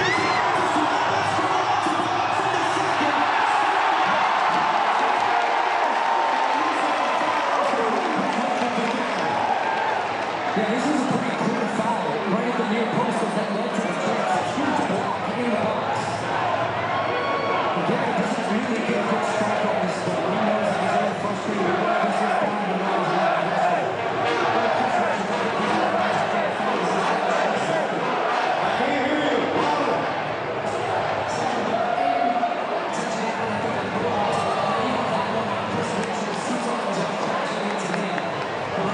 Louder. There's a reason this going on in the building right now. There's a nervy feel to the fans, to the team. It's kinetic. This is not the way the U.S. want to try to see this game out. This is a time for some composure. And then dig deep, as you said. It's matching duels. It's keeping that intensity high, because the second you let that level drop is when Australia really feeds off that. You know what could really help the U.S. is get a goal. Tillman works it for Scally. Freeman's all the way on the outside. But they just haven't had as much possession in the second half. It was a lot of it in the first. Freeze pulls back that away from Irukunda. Very out comes McKinney, flying header from Tyler Adams. Balligan and Sutar pushing and shoving off the ball. Balligan's got to be smart. Sutar's got his hands all over Balligan, and that is, no, it's going to go for an Australian free kick. They're actually just going to set this up, I think, for a long set piece. They're going to send everybody up. And they're going to bring Volpato back to take it. It'll be interesting. Typically in this situation, you try to line up two setups. Position a group at the top of the screen, which is where you've got your big man and Sutar, to then head it back across to guys crashing the box on the near side. Freeman once again matched up against Sutar, who will be the target. Volpato lifting it up. Sutar heads it in, Richards clears it out. Volpato first to the loose ball. Good hard running by Balligan there to force him backwards.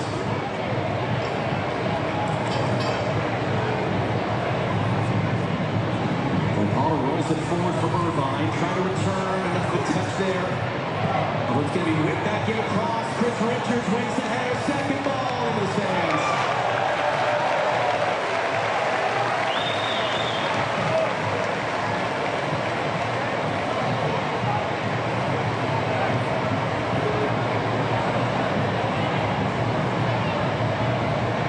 Guys are working hard. That's George Way, Tim Way's dad. Tim Way's mom, Claude, who was his first coach growing up, and George Way, a former World Player of the Year. Tim, not on the field for this one. Has an important role to play in this tournament, to be sure. Balligan is down hurt. Tillman takes the kick. That's going to be a free kick, and then Balligan's got to be careful as Sutar and he were in a wrestling match. Don't take a yellow card. Don't do something that's going to get you suspended for a future game. I'm going to give credit to Phil Balligan here, because he's mixing it up enough and he's stopped himself. To have restraint in these moments, to not swing an arm, to not punch back. Sutar is trying to get under his skin. Those two... Nothing like a little two-step there. And so something else has happened off the ball. This is exactly how the game ended in October between these teams. This calls for leadership. Something I pointed out in the pregame, where Tyler Adams got involved in a play that almost saw Gio Reyna reacting, and he came in and separated the two players. The U.S. has, as it stands, more games to play in this tournament. Do not let this moment where you are leading 2-0 get the best of you and do something silly that would hurt the team. Balligan takes the yellow, Sutar takes the yellow. Looked like Italiano might have gotten a yellow as well. See, Balogun's sizing him up. Sutar goes in, but look how he's got his hands on his neck. But see, Balogun then was like, uh-oh, what am I doing? I gotta stop. What in the ditty is going on here? And away from what was about to be a headlock. Now they're gonna pick up yellow cards. I would say that's right, because Felix Weyer, the referee's got to do something to try to calm this type of behavior down a little bit and calm this game down. It's had no flow in the second half, but that's why. Thought he was playing rugby there for a second. Tillman couldn't do anything with that. Italiano clears it away. Big collision there. Free kick U.S. And Scally that's down. In the second half here, the Australians come here to have a rugby match. I mean, if they're going to go down, they're going to go down swinging. We knew that. That's nothing new.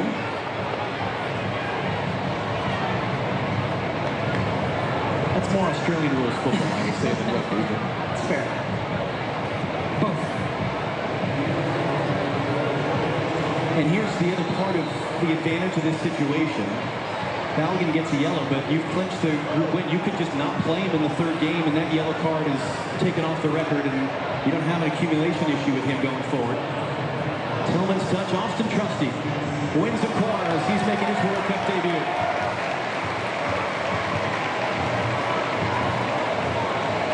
Confirmation, Italiano did get a yellow in that little sequence a moment ago as well. And we'll see how much time is going to come up here with the 3 minutes to the break. We've got a couple players banged up.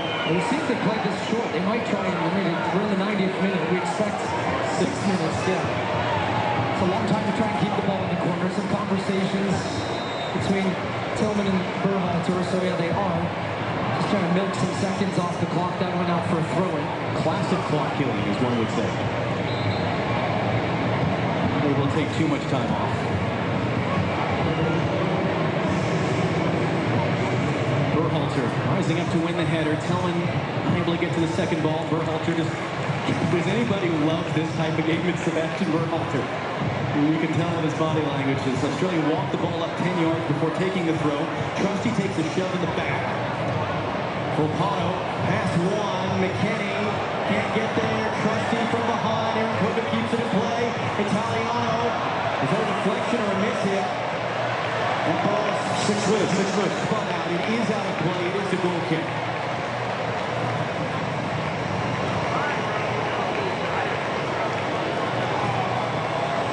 So this is the stuff, the bottom left of your screen. Look, that was the incident we didn't see before. Pretty clear. U.S.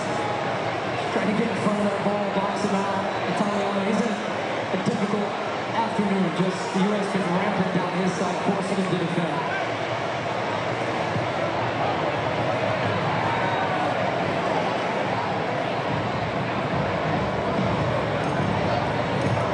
And that's how it looks. As it stands, the U.S. clinching a spot in the next round. They couldn't clinch first place in the group, and that would allow them to stay on the West Coast in the knockout stage. That would mean Bay Area, round of 32. It would mean Seattle, round of 16. It would mean LA, quarterfinal if they can get there. There is a big difference, too, winning the group and being second in the group for the type of opponents you get, in addition to the amount of travel. It's going to find Balogun.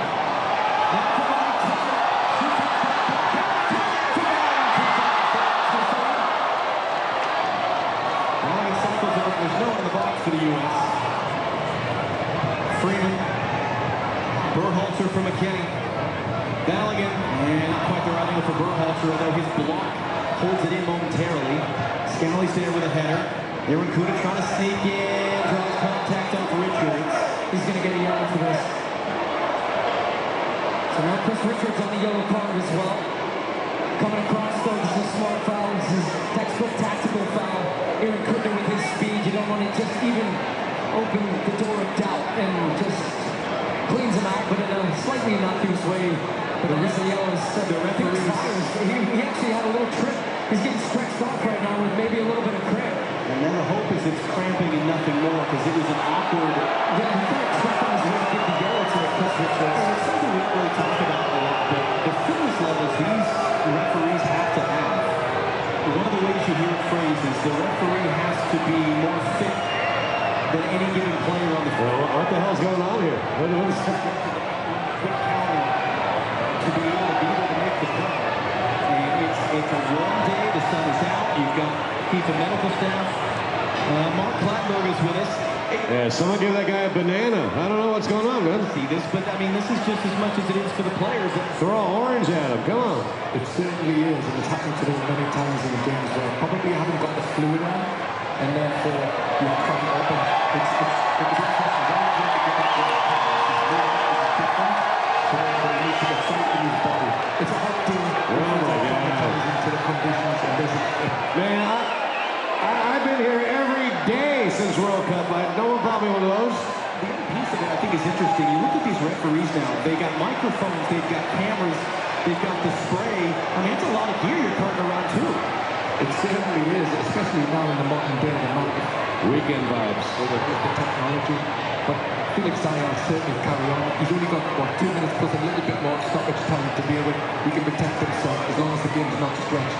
I'm sure that the reserve referee will not be used in this one.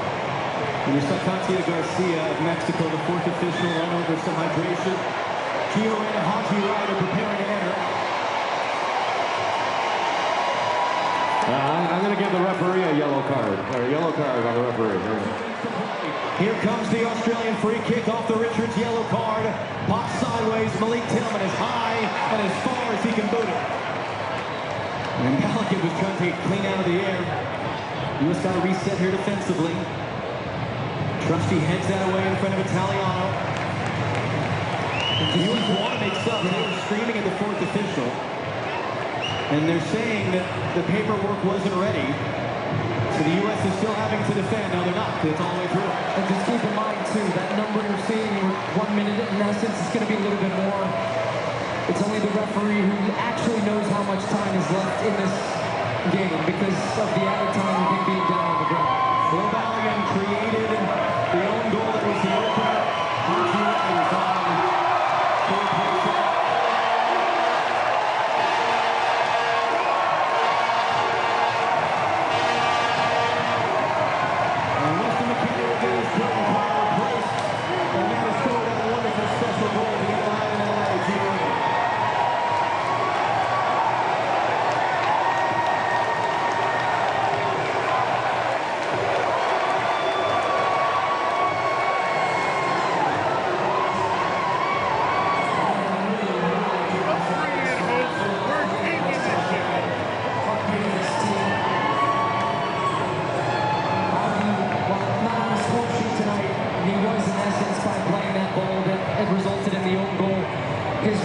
I've just said it time after time about the running of the strikers from the U.S. that really helped open up the game. They've still got a job to do, though, to finish this game off. Aaron Kunda battling with Trusty, gets up first, gets to the ball, gets across, it's tapped away by Sebastian Berhalter. Tyler Adams hits the eject button. Tillman gonna get a back after from Barry. Can he play? Haji Ryder might be Haji Ryder. Walking his way through, shot his block, flag comes up for offside anyway. But he milked a few more seconds off the clock. Can't be more than a few left on it still. And he should have just went one-on-one.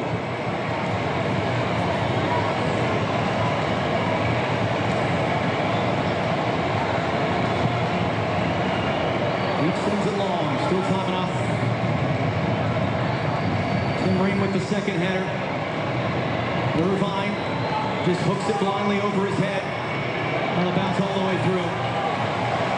Perfect day. Perfect atmosphere. Seconds away from a perfect result.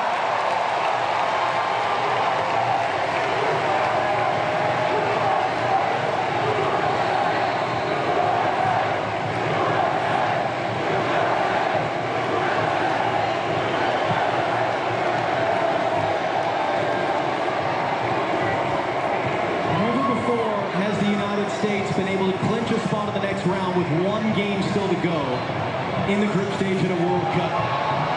Malik Tillman called an exclamation point. Haji Ryder not going to get that. And just kind of battling Chircotti to the loose ball. That's the end.